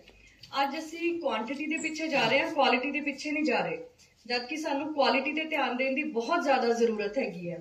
ਤੇ ਅੱਜ ਇੱਥੇ ਜਿੰਨੇ ਵੀ ਸਟਾਲ ਲੱਗੇ ਆ ਨਾ, ਤੁਸੀਂ ਸਾਰੀ ਲੜਕੀਆਂ ਉੱਥੇ ਵਿਜ਼ਿਟ ਜ਼ਰੂਰ ਕਰਨਾ। ਨਿਊਟ੍ਰੀਸ਼ਨ ਦਾ ਸਟਾਲ ਲੱਗਿਆ ਹੈਗਾ, ਆਪਣੀ ਡਾਈਟ ਨੂੰ ਕਿੱਦਾਂ ਰੈਗੂਲੇਟ ਕਰਨਾ ਹੈਗਾ, ਕਿਹੜੇ ਐਸੈਂਸ਼ੀਅਲ ਜਿਹੜੇ ਨਿਊਟ੍ਰੀਐਂਟਸ ਹੈ ਬੋਡੀ 'ਚ ਹੋਣੇ ਚਾਹੀਦੇ ਹੈਗੇ ਆ। ਜਿਵੇਂ ਕਿ ਅੱਜ ਕੱਲ੍ਹ ਅਸੀਂ ਦੇਖ ਰਹੇ ਹਾਂ ਕਿ ਵਿਟਾਮਿਨ ਡੀ ਹੈ, ਪਹਿਲਾਂ ਕਦੀ ਨਹੀਂ ਪ੍ਰੋਬਲਮ ਆਉਂਦੀ ਸੀ ਲੋਕਾਂ ਨੂੰ, ਅੱਜ ਕੱਲ੍ਹ ਜਿਹਨੂੰ ਦੇਖੋ ਵਿਟਾਮਿਨ ਡੀ ਘਟਿਆ ਹੈਗਾ, ਜਿਹਨੂੰ ਦੇਖੋ ਵਿਟਾਮਿਨ B12 ਘਟਿਆ, ਹੱਡੀਆਂ ਦੀ ਪ੍ਰੋਬਲਮਸ ਆ ਰਹੀ ਹੈਗੀ ਆ। ਔਰ ਇਹਦਾ ਬੇਸਿਕ ਕਾਜ਼ ਕੀ ਹੈਗਾ ਕਿ ਸਾਡੀ ਡਾਈਟ ਅੱਛੀ ਹੋਣ ਦੇ ਬਾਵਜੂਦ ਵੀ ਅਸੀਂ ਇਹ ਚੀਜ਼ਾਂ ਨੂੰ ਫੇਸ ਕਰ ਰਹੇ ਹਾਂ, ਕਿਉਂਕਿ ਹੁਣ ਜਿਹੜਾ ਅਸੀਂ ਫੂਡ ਖਾ ਰਹੇ ਹਾਂ ਉਹ 'ਚ ਨਿਊਟ੍ਰੀਸ਼ਨ ਵੈਲਿਊ ਬਿਲਕੁਲ ਹੀ ਘਟ ਚੁੱਕੀ ਹੈਗੀ ਹੈ। ਅਸੀਂ ਰੋਜ਼ 2 ਐਪਲ ਖਾ ਰਹੇ ਹੈਗੇ ਆ, ਪਰ ਉਹਦੀ ਨਿਊਟ੍ਰੀਸ਼ਨ ਵੈਲਿਊ ਜਿਹੜੇ ਪਹਿਲਾਂ ਐਪਲ ਆਉਂਦੇ ਸੀ, ਜਿਹੜੀ ਪਹਿਲੀ ਪ੍ਰੋਡਕਟ ਸੀ, ਉਹਦੇ ਬਰਾਬਰ ਦੀ ਨਹੀਂ ਹੈਗੀ। ਇਸ ਕਰਕੇ ਹਾਲੇ ਵੀ ਟਾਈਮ ਹੈਗਾ, ਇਹਨੂੰ ਕੰਟਰੋਲ ਕਰੋ। ਮੈਂ ਤੁਹਾਨੂੰ ਇੱਕ ਹੋਰ ਗੱਲ ਦੱਸਦੀ ਹਾਂ, ਮੇਰੇ ਬ੍ਰਦਰ ਦੇ ਫਰੈਂਡ ਹੈ, ਉਹ ਹੁਸ਼ਿਆਰਪੁਰ 'ਚ ਐਗਰੀਕਲਚਰ ਦਾ ਹੀ ਕੰਮ ਕਰਦੇ ਆ, ਤੇ ਜਦੋਂ ਉਹਨਾਂ ਨੇ ਸੀਜ਼ਨ ਆਉਂਦਾ ਹਾਰਵੈਸਟਿੰਗ ਦਾ, ਉਹ ਬੁਲਾ ਲੈਂਦੇ ਹੈਗੇ ਮਸ਼ੀਨਾਂ ਵਗੈਰਾ, ਤੇ ਮਸ਼ੀਨਾਂ ਵਾਲੇ ਕਹਿੰਦੇ ਤੁਹਾਡੇ ਦੁਆਬੇ ਏਰੀਆ 'ਚ ਝਾੜ ਬਹੁਤ ਘੱਟ ਹੈ, ਤੇ ਜਦਕਿ ਅਸੀਂ ਮਾਲਵੇ 'ਚ ਜਾਈਦਾ ਉੱਥੇ ਝਾੜ ਬਹੁਤ ਜ਼ਿਆਦਾ ਹੈ। ਉਹਦਾ ਰੀਜ਼ਨ ਇਹ ਹੈ ਕਿ ਮਾਲਵੇ ਵਿੱਚ ਇੰਨਾ ਪੈਸਟੀਸਾਈਡ ਯੂਜ਼ ਹੋ ਰਿਹਾ ਕਿ ਉੱਥੇ ਦੀ ਜਿਹੜੀ ਹੈਗੀ ਕੈਂਸਰ ਬੈਲਟ ਬਣ ਚੁੱਕਾ ਹੈਗਾ ਉਹ ਏਰੀਆ। ਸੋ ਇਸ ਕਰਕੇ ਪੈਸਟੀਸਾਈਡ ਦਾ ਯੂਜ਼ ਲਿਮਿਟਿਡ ਕੀਤਾ ਜਾਵੇ। ਤੁਹਾਡੇ ਕਾਲਜ ਇੰਨੀਆਂ ਅੱਛੀਆਂ ਗੱਲਾਂ ਸਿਖਾਈਆਂ ਜਾਂਦੀਆਂ, ਐਜੂਕੇਸ਼ਨ ਦੇ ਪ੍ਰੋਗਰਾਮ ਕਰਾਏ ਜਾਂਦੇ, ਉਹਨੂੰ ਜ਼ਰੂਰ ਫੋਲੋ ਕਰੋ। ਕਿਉਂਕਿ ਮੈਨੂੰ ਯਾਦ ਹੈ ਜਦੋਂ ਅਸੀਂ ਕਾਲਜ ਸਕੂਲ 'ਚ ਪੜ੍ਹਦੇ ਸੀ, ਐਜੂਕੇਸ਼ਨ ਦੇ ਕੋਈ ਪ੍ਰੋਗਰਾਮ ਕਰਾਏ ਜਾਂਦੇ ਸੀ, ਅਸੀਂ ਉਹਨੂੰ ਬਹੁਤ ਧਿਆਨ ਨਾਲ ਸੁਣਦੇ ਸੀਗੇ। ਉਸ ਤੋਂ ਇਲਾਵਾ ਮੇਰੇ ਸਾਡੇ ਜਿਹੜੇ ਟੀਚਰ ਸੀਗੇ, ਉਹਨਾਂ ਨੇ ਸਾਨੂੰ ਇੱਕ ਵਾਰ ਵਾਟਰ ਤੇ ਲੈਕਚਰ ਦਿੱਤਾ ਸੀਗਾ। ਉਹ ਕਹਿੰਦੇ ਅਸੀਂ ਅੱਜ ਜਿਹੜਾ ਪਾਣੀ ਸਾਫ਼ ਪੀ ਰਹੇ ਹਾਂ, ਤੇ ਜਦੋਂ 1947 ਦੇ ਦੰਗੇ ਹੋਏ ਸੀ, ਲੋਕਾਂ ਨੂੰ ਸਾਫ਼ ਪਾਣੀ ਨਹੀਂ ਮਿਲਦਾ ਸੀ, ਚਲਿਆਂ 'ਚ ਜਿਹੜਾ ਗੰਦਾ ਪਾਣੀ ਸੀ ਉਹ ਪੀ ਕੇ ਗੁਜ਼ਾਰਾ ਕਰਦੇ ਸੀ। ਔਰ ਅੱਜ ਕੱਲ੍ਹ ਸਾਡੇ ਕੋਲ ਸਾਰੀ ਫੈਸਿਲਿਟੀਜ਼ ਹੈਗੀਆਂ। ਸੋ ਇਸ ਕਰਕੇ ਆਪਣੀ ਛੋਟੀ ਛੋਟੀ ਹੈਬਿਟਸ ਚੇਂਜ ਕਰਨ ਦੀ ਲੋੜ ਹੁੰਦੀ ਹੈ। ਛੋਟੀ ਛੋਟੀ ਚੀਜ਼ਾਂ, ਉਹਦੇ ਨਾਲ ਅਸੀਂ એનર્ਜੀ ਨੂੰ ਕੰਜ਼ਰਵ ਕਰ ਸਕਦੇ ਹਾਂ, ਵਾਟਰ ਨੂੰ ਸੇਵ ਕਰ ਸਕਦੇ ਹੈਗੇ ਆ, এনवायरमेंट ਨੂੰ ਸਾਫ਼ ਕਰ ਸਕਦੇ ਹਾਂ। ਥੋੜਾ ਜਿਹਾ ਸਾਨੂੰ ਆਪਣਾ ਕੰਫਰਟ ਲੈਵਲ ਛੱਡਣਾ ਹੀ ਪੈਂਦਾ ਹੈਗਾ। ਸੋ ਇਸ ਕਰਕੇ ਆਪਣੇ এনवायरमेंट ਨੂੰ ਸੇਵ ਕਰੋ। ਤੁਸੀਂ ਉਹ ਜਨਰੇਸ਼ਨ ਹੋ ਕਿ ਜਿਹੜੇ এনवायरमेंट ਸੇਵ ਕਰ ਸਕਦੇ ਹੈਗੇ ਹੋ, ਕਿਉਂਕਿ ਇਸ ਤੋਂ ਬਾਅਦ এনवायरमेंट ਨੂੰ ਸੇਵ ਕਰਨਾ ਬਹੁਤ ਹੀ ਮੁਸ਼ਕਿਲ ਹੋ ਜਾਏਗਾ। ਔਰ ਤੁਸੀਂ ਦੇਖ ਰਹੇ ਹੋ ਕਿ ਦਿੱਲੀ ਵਰਗੇ ਸ਼ਹਿਰਾਂ 'ਚ ਲੋਕਾਂ ਨੂੰ ਕਿੰਨੀ ਜ਼ਿਆਦਾ ਬਰੀਥਿੰਗ ਪ੍ਰੋਬਲਮ ਆ ਰਹੀ ਹੈਗੀ ਹੈ। ਬੱਚਿਆਂ ਨੂੰ ਅੱਜ ਕੱਲ੍ਹ ਐਸਥਮਾ ਹੋ ਰਿਹਾ, ਬੱਚੇ ਆਪਣੇ ਨਾਲ ਇਨਹੇਲਰ ਕੈਰੀ ਕਰ ਰਹੇ ਹੈਗੇ ਹੈ। ਛੋਟੇ ਛੋਟੇ ਬੱਚਿਆਂ ਨੂੰ ਇਨਸੂਲਿਨ ਦੇ ਇੰਜੈਕਸ਼ਨ ਲੱਗ ਰਹੇ ਹੈਗੇ ਹੈ।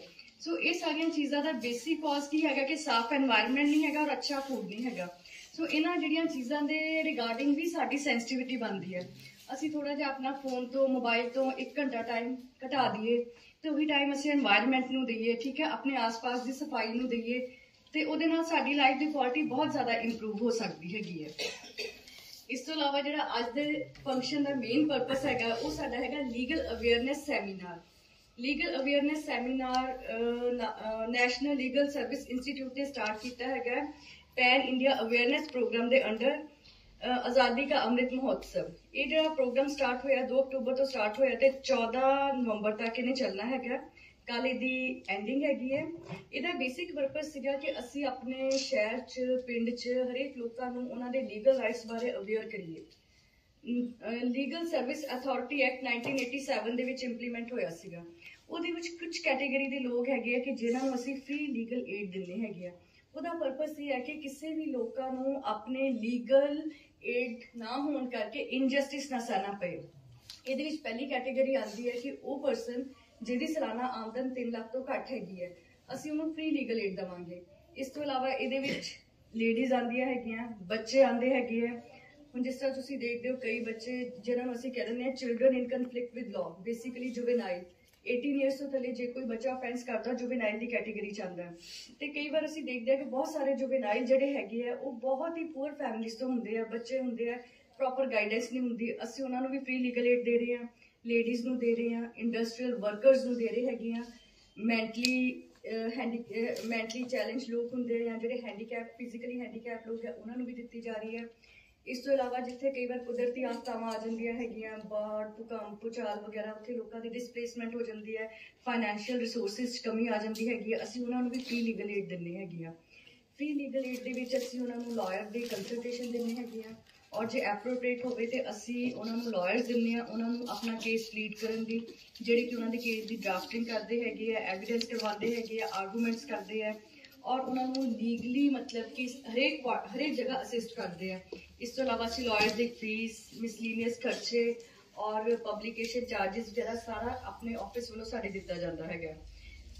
ਗੁਰਦਾਸਪੁਰ ਡਿਸਟ੍ਰਿਕਟ ਵਿੱਚ ਜਿਹੜੇ ਆਪਣੇ ਸੈਸ਼ਨ ਜੱਜ ਸਾਹਿਬ ਹੈਗੇ ਆ ਉਹ ਇਹਦੇ ਚੇਅਰਮੈਨ ਹੈ ਤੇ ਸੀਜੀਐਮ ਲੀਗਲ ਏਡ ਦੇ ਸੈਕਟਰੀ ਹੈਗੇ ਆ ਔਰ ਸਾਡੇ ਕੋਲ ਪੈਨਲ ਐਡਵੋਕੇਟਸ ਹੈਗੇ ਆ, ਰਿਟੇਨਰ ਲਾਇਰਸ ਹੈਗੇ ਆ, ਮੀਡੀਏਟਰਸ ਹੈਗੇ ਆ, ਜਿਨ੍ਹਾਂ ਦੇ ਨਾਲ ਅਸੀਂ ਫ੍ਰੀ ਲੀਗਲ ਏਡ ਦੇ ਕੇ ਲੋਕਾਂ ਨੂੰ ਉਹਨਾਂ ਦੇ ਜਿਹੜੇ ਲੀਗਲ ਮੈਟਰਸ ਆ ਉਹਨਾਂ ਨੂੰ ਰਿਜ਼ੋਲਵ ਵੀ ਕਰਵਾਉਂਦੇ ਹੈਗੇ ਆ।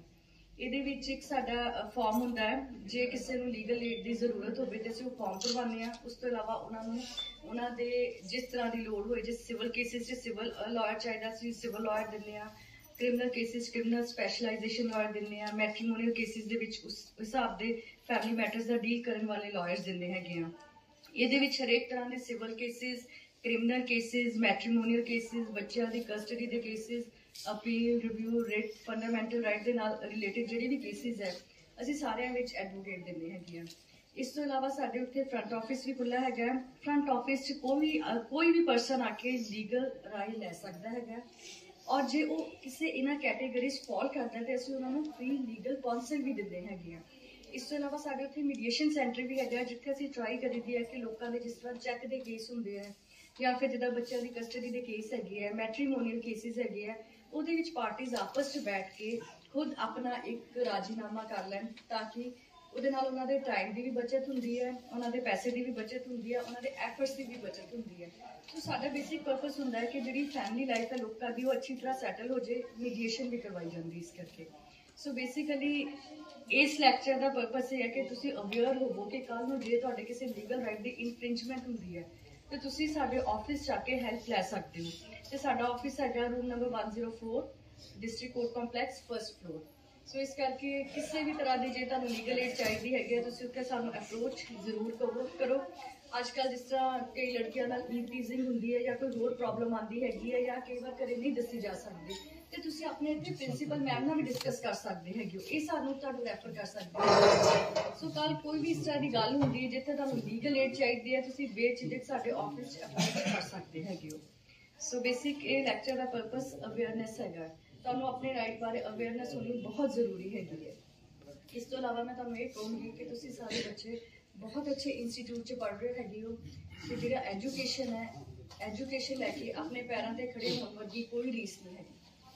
ਮੈਂ ਇੱਥੇ ਵੀ ਦੇਖਦੀ ਹੈਗੀ ਹਾਂ ਗੁਰਦਾਸਪੁਰ ਦੇ ਵਿੱਚ ਲੋਕਾਂ ਵਿੱਚ ਖਾਸ ਕਰਕੇ ਲੜਕੀਆਂ ਵਿੱਚ ਐਜੂਕੇਸ਼ਨ ਦਾ ਰੁਝਾਨ ਬਹੁਤ ਘੱਟ ਹੈਗਾ। ਸਾਡੇ ਕੋਲ ਬਹੁਤ ਕੇਸਿਸ ਆਉਂਦੇ ਆ ਕਿ ਜਦੋਂ ਮੈਟਰੀਮੋਨੀਅਲ ਲਾਈਫ ਡਿਸਟਰਬ ਹੋ ਜਾਂਦੀ ਹੈ ਫਿਰ ਲੇਡੀਜ਼ ਕਹਿੰਦੇ ਆ ਕਿ ਸਾਡਾ ਹਸਬੈਂਡ ਸਾਨੂੰ ਖਰਚਾ ਨਹੀਂ ਦੇ ਰਿਹਾ। ਔਰ ਇਹੀ ਜੇ ਤੁਸੀਂ ਅੱਜ ਆਪਣੇ ਪੈਰਾਂ ਤੇ ਖੜੇ ਹੋ ਜੋ ਆਪਣਾ ਕਮਾਉਂਦੇ ਹੋਵੋ, ਰੱਬ ਨਾ ਕਰੇ ਕਿਸੇ ਨੂੰ ਇਸ ਤਰ੍ਹਾਂ ਦੀ ਲੋੜ ਪਵੇ, ਪਰ ਜੇ ਕਦੀ ਕਿਸੇ ਚੀਜ਼ ਦੀ ਲੋੜ ਪੈ ਜਾਂਦੀ ਹੈ ਤੇ ਤੁਸੀਂ ਸੈਲਫ ਸਫੀਸ਼ੀਐਂਟ ਹੋਵੋ, ਤੁਹਾਨੂੰ ਪੈਸਿਆਂ ਕਰਕੇ ਕਿਸੇ ਦੇ ਅੱਗੇ ਹੱਥ ਨਾ ਅੱਡਣੇ ਪੈਣ, ਮੁਹਤਾਜ ਨਾ ਹੋਣਾ ਪਵੇ। ਔਰ ਜੇ ਤੁਸੀਂ ਫਾਈਨੈਂਸ਼ੀਅਲੀ ਇੰਡੀਪੈਂਡੈਂਟ ਹੋਵੋਗੇ ਤੁਸੀਂ ਆਪਣੇ ਲਾਈਫ ਦੇ ਫੈਸਲੇ ਖੁਦ ਲੈ ਸਕਦੇ ਹੈਗੇ ਹੋ। ਸੋ ਇਸ ਕਰਕੇ ਤੁਹਾਡੀ ਫਾਈਨੈਂਸ਼ੀਅਲ ਇੰਡੀਪੈਂਡੈਂਸ ਲਈ ਔਰ ਤੁਹਾਡੀ ਵੈਲਬੀਇੰਗ ਲਈ, ਤੁਹਾਡੀ ਓਵਰਆਲ ਡਿਵੈਲਪਮੈਂਟ ਲਈ ਐਜੂਕੇਸ਼ਨ ਬਹੁਤ ਜ਼ਰੂਰੀ ਹੈ। ਤੇ ਹੁਣ ਜਿਸ ਤਰ੍ਹਾਂ ਤੁਹਾਡੇ ਪੇਪਰ ਆ ਰਹੇ ਆ, ਤੁਸੀਂ ਆਪਣੀ ਐਜੂਕੇਸ਼ਨ ਤੇ ਵੀ ਕੰਸੈਂਟਰੇਟ ਕਰੋ ਤੇ ਆਲ ਦਾ ਬੈਸਟ।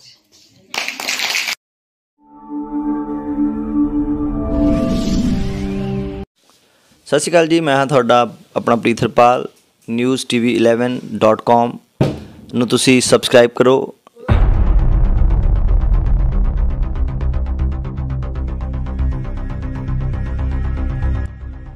ਆਮ ਆਦਮੀ ਪਾਰਟੀ ਦੇ ਵੱਲੋਂ ਗੁਰਦਾਸਪੁਰ ਸੀਟ ਦੇ ਲਈ ਉਮੀਦਵਾਰੀ ਦਾ ਨਾਮ ਐਲਾਨ ਹੋਣ ਤੋਂ ਕੁਝ ਘੰਟਿਆਂ ਬਾਅਦ ਹੀ ਰਮਨ ਬੈਲ ਦੇ ਲੱਗੇ ਵੱਡੇ ਫਲੈਕਸ ਬੋਰਡਾਂ ਨੂੰ ਕੁਝ ਸ਼ਰਾਰਤੀ ਅਨਸਰਾਂ ਵੱਲੋਂ ਫਾੜ ਦਿੱਤਾ ਗਿਆ। ਇਸ ਸਬੰਧ ਵਿੱਚ ਅੱਜ ਸਵੇਰੇ ਰਮਨ ਬੈਲ ਨੇ ਐਸਐਸਪੀ ਗੁਰਦਾਸਪੁਰ ਨੂੰ ਪੱਤਰ ਲਿਖ ਕੇ ਸਾਰੀ ਘਟਨਾ ਦੀ ਜਾਣਕਾਰੀ ਦੇਣ ਦੇ ਨਾਲ ਇਸ ਘਟਨਾ ਦੇ ਪਿੱਛੇ ਜਿਸ ਕਿਸੇ ਦਾ ਵੀ ਹੱਥ ਹੈ ਉਸ ਦੀ ਭਾਲ ਕਰਕੇ ਉਸ ਤੇ ਕਾਨੂੰਨੀ ਕਾਰਵਾਈ ਕਰਨ ਦੀ ਮੰਗ ਕੀਤੀ ਹੈ। ਸਭ ਤੋਂ ਪਹਿਲਾਂ ਮੈਂ ਅੱਜ ਪੰਜਾਬ ਵਾਸੀਆਂ ਨੂੰ ਔਰ ਦੇਸ਼ ਵਾਸੀਆਂ ਨੂੰ ਮੁਬਾਰਕ ਦੇਣਾ ਕਿ ਜਿਹੜਾ ਕਿਸਾਨੀ ਮੋਰਚਾ ਸੰਯੁਕਤ ਕਿਸਾਨ ਮੋਰਚਾ ਵੱਲੋਂ 1 ਸਾਲ ਪਹਿਲਾਂ ਲਾਇਆ ਗਿਆ ਸੀ ਦਿੱਲੀ ਦੇ ਸਿੰਗਲ ਬਾਰਡਰ ਔਰ ਦੂਸਰੇ ਬਾਰਡਰਾਂ 'ਤੇ, ਅੱਜ ਉਹ ਜਿਹੜਾ ਮੋਰਚਾ ਫਤਿਹ ਹੋਇਆ, ਜਿੱਤਿਆ ਗਿਆ ਔਰ ਜਿਹੜੇ ਕਾਲੇ ਕਾਨੂੰਨ ਸੀ ਉਹ ਸੈਂਟਰ ਗਵਰਨਮੈਂਟ ਨੇ ਵਾਪਸ ਲਿੱਤੇ ਨੇ ਔਰ ਅੱਜ ਸਾਰੇ ਕਿਸਾਨ ਵੀਰਾਂ ਨੇ ਉਸ ਮੋਰਚੇ ਨੂੰ ਵਾਪਸ ਕਰਕੇ ਆਪਣੇ ਵਤਨਾਂ ਵੱਲ, ਆਪਣੇ ਸੂਬੇ ਵੱਲ ਵਰਤ ਰਹੇ ਨੇ। ਔਰ ਇਸ ਮੁਬਾਰਕ ਦਿਨ ਦੇ ਉੱਪਰ ਦਿਲ ਦੀਆਂ ਗਹਿਰਾਈਆਂ ਤੋਂ ਮੈਂ ਸਾਰਿਆਂ ਨੂੰ ਮੁਬਾਰਕ ਦਿੰਦਾ। ਅੱਜ ਬੜਾ ਭਾਗਾਂ ਵਾਲਾ ਦਿਨ ਆ, ਅਕਾਲ ਪੁਰਖ ਨੇ ਮਿਹਰ ਕੀਤੀ ਔਰ ਜਿਹੜੀ ਜੰਗ ਇੱਕ ਆਰਥਿਕ ਮੁੱਦੇ ਦੇ ਉੱਪਰ ਸ਼ੁਰੂ ਹੋਈ ਸੀ ਉਸ ਨੂੰ ਕਾਮਯਾਬੀ ਮਿਲੀ। ਦੂਜੀ ਗੱਲ, ਕੱਲ੍ਹ ਮੈਨੂੰ ਆਮ ਆਦਮੀ ਪਾਰਟੀ ਦਾ ਉਮੀਦਵਾਰ ਘੋਸ਼ਿਤ ਕੀਤਾ ਗਿਆ ਔਰ ਮੈਨੂੰ ਇੱਕ ਗੱਲ ਦੀ ਹੈਰਾਨਗੀ ਹੈ ਕਿ ਕੁਝ ਸ਼ਰਾਰਤੀ ਤੱਤਵਾਂ ਨੇ ਜਿਹੜੇ ਸਾਡੇ ਹੋਰਡਿੰਗਸ ਲੱਗੇ ਸੀਗੇ ਕੇਜਰੀਵਾਲ ਸਾਹਿਬ ਦੇ, ਔਰ ਉਹ ਰਾਤ ਨੂੰ ਉਹਨਾਂ ਨੂੰ ਪਾੜਿਆ ਗਿਆ ਔਰ ख़ास ਕਰਕੇ ਇਹ ਜਿਹੜੇ ਪੋਸਟਰ ਸਨ ਡੇਰਾ ਬਾਬਾ ਨਾਨਕ ਰੋਡ ਕਲਸੀ ਪੈਲਸ ਦੇ ਕੋਲ ਔਰ ਉਸ ਤੋਂ ਬਾਅਦ ਵਰਸੋਲਾ, ਸਰਾਵਾ ਤੇ ਹਰਦਾਨ, ਮੈਂ ਸਮਝਦਾ ਕਿ ਇਹ ਜਮਹੂਰੀਅਤ ਲਈ ਇੱਕ ਚੰਗੀ ਚੀਜ਼ ਨਹੀਂ ਹੈ। ਜਮਹੂਰੀਅਤ ਦੇ ਵਿੱਚ ਹਰ ਬੰਦੇ ਨੂੰ ਆਪਣੀ ਗੱਲ ਕਹਿਣ ਦਾ ਹੱਕ ਹੈ, ਆਪਣਾ ਵਿਊ ਪੁਆਇੰਟ ਰੱਖਣ ਦਾ ਹੱਕ ਹੈ ਔਰ ਇਹ ਜਿਹੜੀ ਬੜੀ ਕਾਨੂੰਨੀ ਹਰਕਤ ਹੈ। ਮੈਂ ਸਮਝਦਾ ਕਿ ਜਿਹੜੇ ਵਿਰੋਧੀ ਨੇ ਉਹ ਕਿਸੇ ਵਕਤ ਘਬਰਾ ਜਾਂਦੇ ਨੇ ਔਰ ਇੱਕ ਘਬਰਾਹਟ ਦੇ ਵਿੱਚ ਇਹ ਸਾਰੀਆਂ ਚੀਜ਼ਾਂ ਜਿਹੜੀਆਂ ਨੇ ਕਰਦੇ ਨੇ। ਪਰ ਮੈਨੂੰ ਇਸ ਗੱਲ ਦਾ ਵੀ ਅਫਸੋਸ ਹੈ ਕਿ ਜਿਹੜੇ ਪੋਸਟਰ ਨੇ ਉਹ ਰਾਤ ਲੇਟ ਪਾੜੇ ਗਏ ਨੇ। ਜੇ ਕਿਸੇ ਨੇ ਕੋਈ ਇਹੋ ਜਿਹੀ ਗੱਲ ਕਰਨੀ ਹੈ, ਜੇ ਇੰਨਾ ਦਮ ਰੱਖਦਾ ਤਾਂ ਦਿਨ ਵੇਲੇ ਕਰਕੇ ਦੱਸੇ, ਫਿਰ ਅਸੀਂ ਆਪ ਅੱਗੇ ਹੋ ਕੇ ਵੇਖਾਂਗੇ ਵੀ ਕਿਸ ਤਰ੍ਹਾਂ ਇਹੋ ਜਿਹੀ ਕਾਨੂੰਨੀ ਹਰਕਤ ਕੀਤੀ ਜਾਂਦੀ ਹੈ। ਇਹਦੀ ਮੈਂ ਡਿਟੇਲ ਜਿਹੜੀ ਕੰਪਲੇਂਟ ਆ ਉਹ ਮੈਂ ਐਸਐਸਪੀ ਗੁਰਦਾਸਪੁਰ ਨੂੰ ਦੇ ਦਿੱਤੀ ਆ ਔਰ ਨਾਲ ਉਹਦੀ ਕਾਪੀ ਇੱਕ ਐਸਐਚਓ ਸਿਟੀ ਔਰ ਐਸਐਚਓ ਸਦਰ ਨੂੰ ਭੇਜਤੀ ਆ। ਨਾਲ ਮੈਂ ਮੰਗ ਕੀਤੀ ਆ ਕਿ ਜਿਹੜੇ ਇਹ ਕਲਪਰੇਟਸ ਨੇ ਜਿਨ੍ਹਾਂ ਨੇ ਇਹ ਸਾਰਾ ਕੰਮ ਰਾਤ ਦੇ ਅੰਧੇਰੇ ਦੇ ਵਿੱਚ ਕੀਤਾ, ਉਹਨਾਂ ਨੂੰ ਜ਼ਰੂਰ ਆਇਡੈਂਟੀਫਾਈ ਕੀਤਾ ਜਾਵੇ ਤੇ ਉਹਨਾਂ ਦੇ ਖਿਲਾਫ ਬਣਦੀ ਕਾਰਵਾਈ ਕੀਤੀ ਜਾਵੇ। ਬਿਲਕੁਲ ਜਮਹੂਰੀਅਤ ਦੇ ਵਿੱਚ ਇਹੋ ਜਿਹੀਆਂ ਚੀਜ਼ਾਂ ਜਿਹੜੀਆਂ ਨੇ ਉਹ ਸਹਿਣ ਨਹੀਂ ਕੀਤੀਆਂ ਜਾਣਗੀਆਂ ਔਰ ਸਾਨੂੰ ਇਸ ਗੱਲ ਲਈ ਮੈਂ ਹਮੇਸ਼ਾ ਵਿਸ਼ਵਾਸ ਰੱਖਣਾ ਵੀ ਜੇ ਕੋਈ ਸਿਆਸੀ ਗੱਲ ਕਰਨੀ ਹੈ ਸਾਹਮਣੇ ਲੋਕਾਂ ਦੇ ਵਿੱਚ ਆ ਕੇ ਕਰੋ, ਨਾ ਕਿ ਇਹੋ ਜਿਹੀ ਘਿਨੌਣੀਆਂ ਹਰਕਤਾਂ ਕਰਕੇ ਤੇ ਇਹ ਜਿਹੜੀ ਜਮਹੂਰੀਅਤ ਆ ਉਹਦਾ ਅਸੀਂ ਜਿਹੜਾ ਲੈਵਲ ਆ ਉਹਨੂੰ ਨੀਵਾਂ ਕਰਦੇ ਆ। ਔਰ ਮੈਂ ਮੰਗ ਕਰਦਾ ਐਸਐਸਪੀ ਗੁਰਦਾਸਪੁਰ ਤੋਂ ਕਿ ਤੁਰੰਤ ਉਹਨਾਂ ਜਿਹੜੇ ਮੁਲਜ਼ਮ ਨੇ, ਜਿਹੜੇ ਸ਼ਰਾਰਤੀ ਤੱਤਵ ਨੇ, ਉਹਨਾਂ ਨੂੰ ਫੜ ਕੇ ਅਰੈਸਟ ਕੀਤਾ ਜਾਵੇ ਔਰ ਬਣਦੀ ਕਾਨੂੰਨੀ ਕਾਰਵਾਈ ਕੀਤੀ ਜਾਵੇ। ਧੰਨਵਾਦ।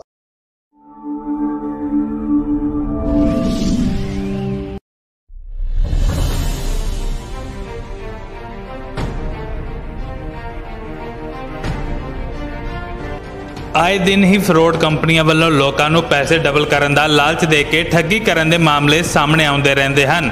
ਅਜਿਹਾ ਇੱਕ ਮਾਮਲਾ ਗੁਰਦਾਸਪੁਰ ਤੋਂ ਸਾਹਮਣੇ ਆਇਆ ਹੈ, ਜਿੱਥੇ ਸਮਰਿੱਧ ਨਾਮ ਦੀ ਕੰਪਨੀ ਵੱਲੋਂ 5 ਸਾਲ ਵਿੱਚ ਪੈਸੇ ਡਬਲ ਕਰਨ ਦਾ ਲਾਲਚ ਦੇ ਕੇ ਕਿਸਾਨਾਂ ਨਾਲ ਕਰੋੜਾਂ ਰੁਪਏ ਦੀ ਠੱਗੀ ਕਰ ਕੰਪਨੀ ਰਫੂ ਚੱਕਰ ਹੋ ਗਈ ਹੈ ਅਤੇ ਸਰਕਾਰ ਵੱਲੋਂ ਪੂਰੇ ਦੇਸ਼ ਵਿੱਚ ਇਸ ਕੰਪਨੀ ਦੀ ਸਾਰੀ ਜਾਇਦਾਦ ਸੀਲ ਕਰ ਦਿੱਤੀ ਗਈ ਹੈ। ਠੱਗੀ ਦਾ ਸ਼ਿਕਾਰ ਹੋਏ ਕਿਸਾਨਾਂ ਵੱਲੋਂ ਸਰਕਾਰ ਨੂੰ ਮੰਗ ਕੀਤੀ ਗਈ ਹੈ ਕਿ ਇਸ ਕੰਪਨੀ ਦੇ ਨਾਂ ਤੇ ਜੋ ਜ਼ਮੀਨ ਹੈ ਉਸ ਨੂੰ ਵੇਚ ਕੇ ਸਾਡੇ ਪੈਸੇ ਵਾਪਸ ਕੀਤੇ ਜਾਣ। ਰਿੱਧੀ ਜੀਵਨ ਕੰਪਨੀ ਹੈ ਤੇ ਬਟਾਲੇ ਇਹਨਾਂ ਦਾ ਆਫਿਸ ਸੀਗਾ, ਜਿੱਥੇ ਇਹਨਾਂ ਨੇ 40 ਲੱਖ ਰੁਪਈਆ ਮੇਰੇ ਕੋਲ ਪੈਨਸ਼ਨ ਪਲਾਨ ਵਾਸਤੇ ਪੈਸੇ ਲਵਾਏ ਸੀਗੇ, ਜਿਹਦੇ ਵਿੱਚ ਇਹਨਾਂ ਨੇ 2 ਲੱਖ ਰੁਪਈਆ ਮੈਨੂੰ ਮਹੀਨੇ ਦਾ ਕਿਹਾ ਸੀ ਦਿਆਂਗੇ, ਤੇ ਬਾਕੀ ਜਿਹੜੇ ਤੇਰਾ 40 ਲੱਖ ਰੁਪਈਆ ਵਾ ਇਹ 5.5 ਸਾਲ ਬਾਅਦ 40 ਲੱਖ ਦਾ 40 ਲੱਖ ਵਾਪਸ ਕਰਾਂਗੇ। ਜਿਹਦੇ ਵਿੱਚੋਂ ਇਹਨਾਂ ਨੇ ਮੈਨੂੰ ਅੱਜ ਤੱਕ ਕੋਈ ਪੈਸਾ ਨਹੀਂ ਵਾਪਸ ਕੀਤਾ।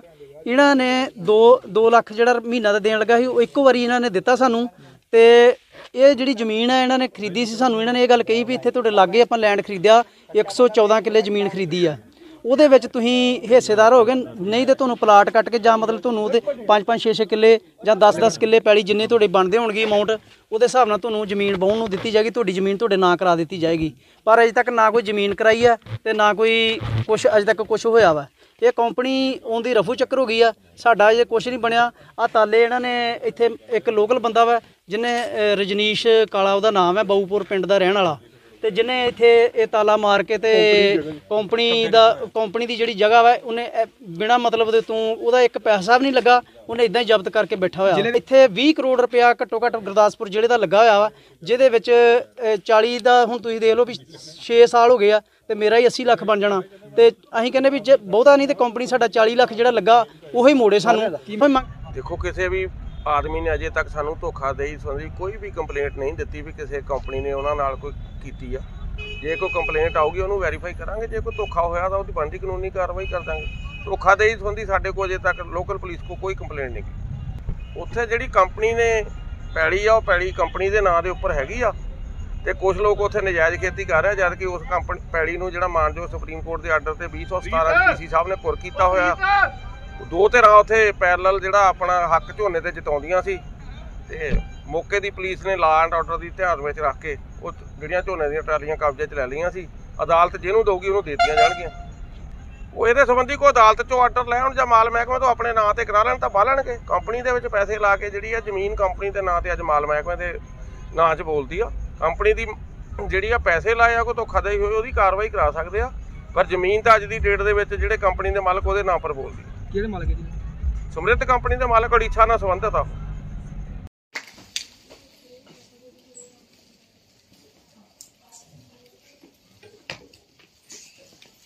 Respected principal madam, teachers, staff ਅਤੇ ਆਏ ਹੋਏ ਸਾਰੇ ਆਫੀਸ਼ੀਅਲਸ ਔਰ ਸਟਾਫ, ਅੱਜ ਇੱਥੇ ਆ ਕੇ ਮੈਨੂੰ ਬਹੁਤ ਹੀ ਖੁਸ਼ੀ ਮਹਿਸੂਸ ਹੋ ਰਹੀ ਹੈ। ਇੱਕ ਤੇ ਇਹ ਗਰਲਸ ਕਾਲਜ ਹੈਗਾ ਔਰ ਸੈਕਿੰਡ ਟਾਈਮ ਤੇ ਮੈਂ ਆ ਰਹੀ ਹਾਂ ਇੱਥੇ। ਸੋ ਬੇਸਿਕਲੀ ਜਿਸ ਤਰ੍ਹਾਂ এনवायरमेंट ਦੀ ਗੱਲ ਹੋ ਰਹੀ ਸੀਗੀ, ਆਰਟੀਕਲ 21 ਸਾਡਾ ਜਿਹੜਾ ਕਨਸਟੀਟਿਊਸ਼ਨ ਦਾ ਹੈਗਾ ਉਹ ਹੈਗਾ ਰਾਈਟ ਟੂ ਲਾਈਫ, ਤੇ ਰਾਈਟ ਟੂ ਲਾਈਫ ਲਈ ਸਾਡਾ ਉਹਦੇ ਵਿੱਚ ਆਉਂਦਾ right to live with dignity. Right to life ਦੇ ਵਿੱਚ এনवायरमेंट ਦਾ ਸਭ ਤੋਂ ਵੱਡਾ ਯੋਗਦਾਨ ਹੈ। ਜੇ ਅਸੀਂ ਅੱਛੀ ਹਵਾ ਅੱਛੀ ਪਾਣੀ ਦੇ ਵਿੱਚ ਰਵਾਂਗੇ ਤੇ ਜਿਹੜੀ ਸਾਡੀ ਲਾਈਫ ਦੀ ਕੁਆਲਿਟੀ ਹੈ ਉਹ ਇੰਪਰੂਵ ਹੋਏਗੀ। ਔਰ ਜਿਸ ਤਰ੍ਹਾਂ ਕਿ ਸਰਦਾਰ ਜੋਗਿੰਦਰ ਸਿੰਘ ਜੀ ਨੇ ਦੱਸਿਆ ਹੈਗਾ, ਉਹਨਾਂ ਦੀ ਗੱਲਾਂ ਬਿਲਕੁਲ ਸਹੀ ਨੇ, ਕਿਉਂਕਿ ਅੱਜ ਦੇ ਟਾਈਮ ਦੇ ਵਿੱਚ এনवायरमेंट ਜਿੰਨਾ ਖਰਾਬ ਹੋ ਚੁੱਕਾ ਹੈਗਾ ਨਾ, ਹਾਲੇ ਵੀ ਸਾਡੇ ਹੱਥ 'ਚ ਹੈਗਾ ਕਿ ਅਸੀਂ ਉਹਨੂੰ ਸੇਵ ਕਰ ਲਈਏ, ਕਿਉਂਕਿ ਹੁਣ ਜੇ ਸਮਾਂ ਲੰਘ ਗਿਆ ਤੇ ਅਗਲੀ ਜਨਰੇਸ਼ਨ ਨੇ ਉਹਨੂੰ ਸੇਵ ਨਹੀਂ ਕਰ ਪਾਣਾ। এনवायरमेंट ਸੇਵ ਕਰਨਾ ਸਾਡੇ ਹੱਥ ਦੇ ਵਿੱਚ ਹੈਗਾ। ਤੇ ਆਪਣੇ ਘਰ ਦੇ ਵਿੱਚ ਕਿਚਨ ਗਾਰਡਨ ਜ਼ਰੂਰ ਲਗਾਓ। ਮੈਂ ਇੱਥੇ ਵੀ ਆਪਣੇ ਘਰ 'ਚ ਕਿਚਨ ਗਾਰਡਨ ਲਗਾਇਆ ਹੋਇਆ ਔਰ ਹੁਸ਼ਿਆਰਪੁਰ ਵੀ ਲਗਾਇਆ ਹੋਇਆ। ਇਵਨ ਕਿ ਜਦੋਂ ਗਰਮੀਆਂ ਦਾ ਸੀਜ਼ਨ ਆਉਂਦਾ ਅਸੀਂ ਬਾਜ਼ਾਰੋਂ ਅੰਬ ਨਹੀਂ ਲੈ ਕੇ ਖਾਈਦੇ, ਘਰ ਦੇ ਅੰਬ ਹੁੰਦੇ ਆ, ਉਹਨਾਂ ਨੂੰ ਪੈਲ ਲਗਾਈਦੀ ਹੈਗੀ ਹੈ ਤੇ ਉਹੀ ਯੂਜ਼ ਕਰੀਦੇ ਹੈਗੀ ਹੈ। ਸੋ ਆਰਗੈਨਿਕ ਖੇਤੀ ਦਾ ਜਿਹੜਾ ਇੱਕ ਟ੍ਰੈਂਡ ਵੱਧ ਰਿਹਾ ਇਹ ਬਹੁਤ ਹੀ ਅੱਛਾ ਹੈ। ਥੋੜੀ ਦੇਰ ਲਈ ਸਾਨੂੰ ਇਹ 'ਚ ਥੋੜੀ ਇਨਵੈਸਟਮੈਂਟ ਕਰਨੀ ਪੈਂਦੀ ਹੈਗੀ ਹੈ, ਪਰ ਇਹਦੇ ਰਿਜ਼ਲਟ ਓਵਰਆਲ ਬਹੁਤ ਅੱਛੀ ਹੈ।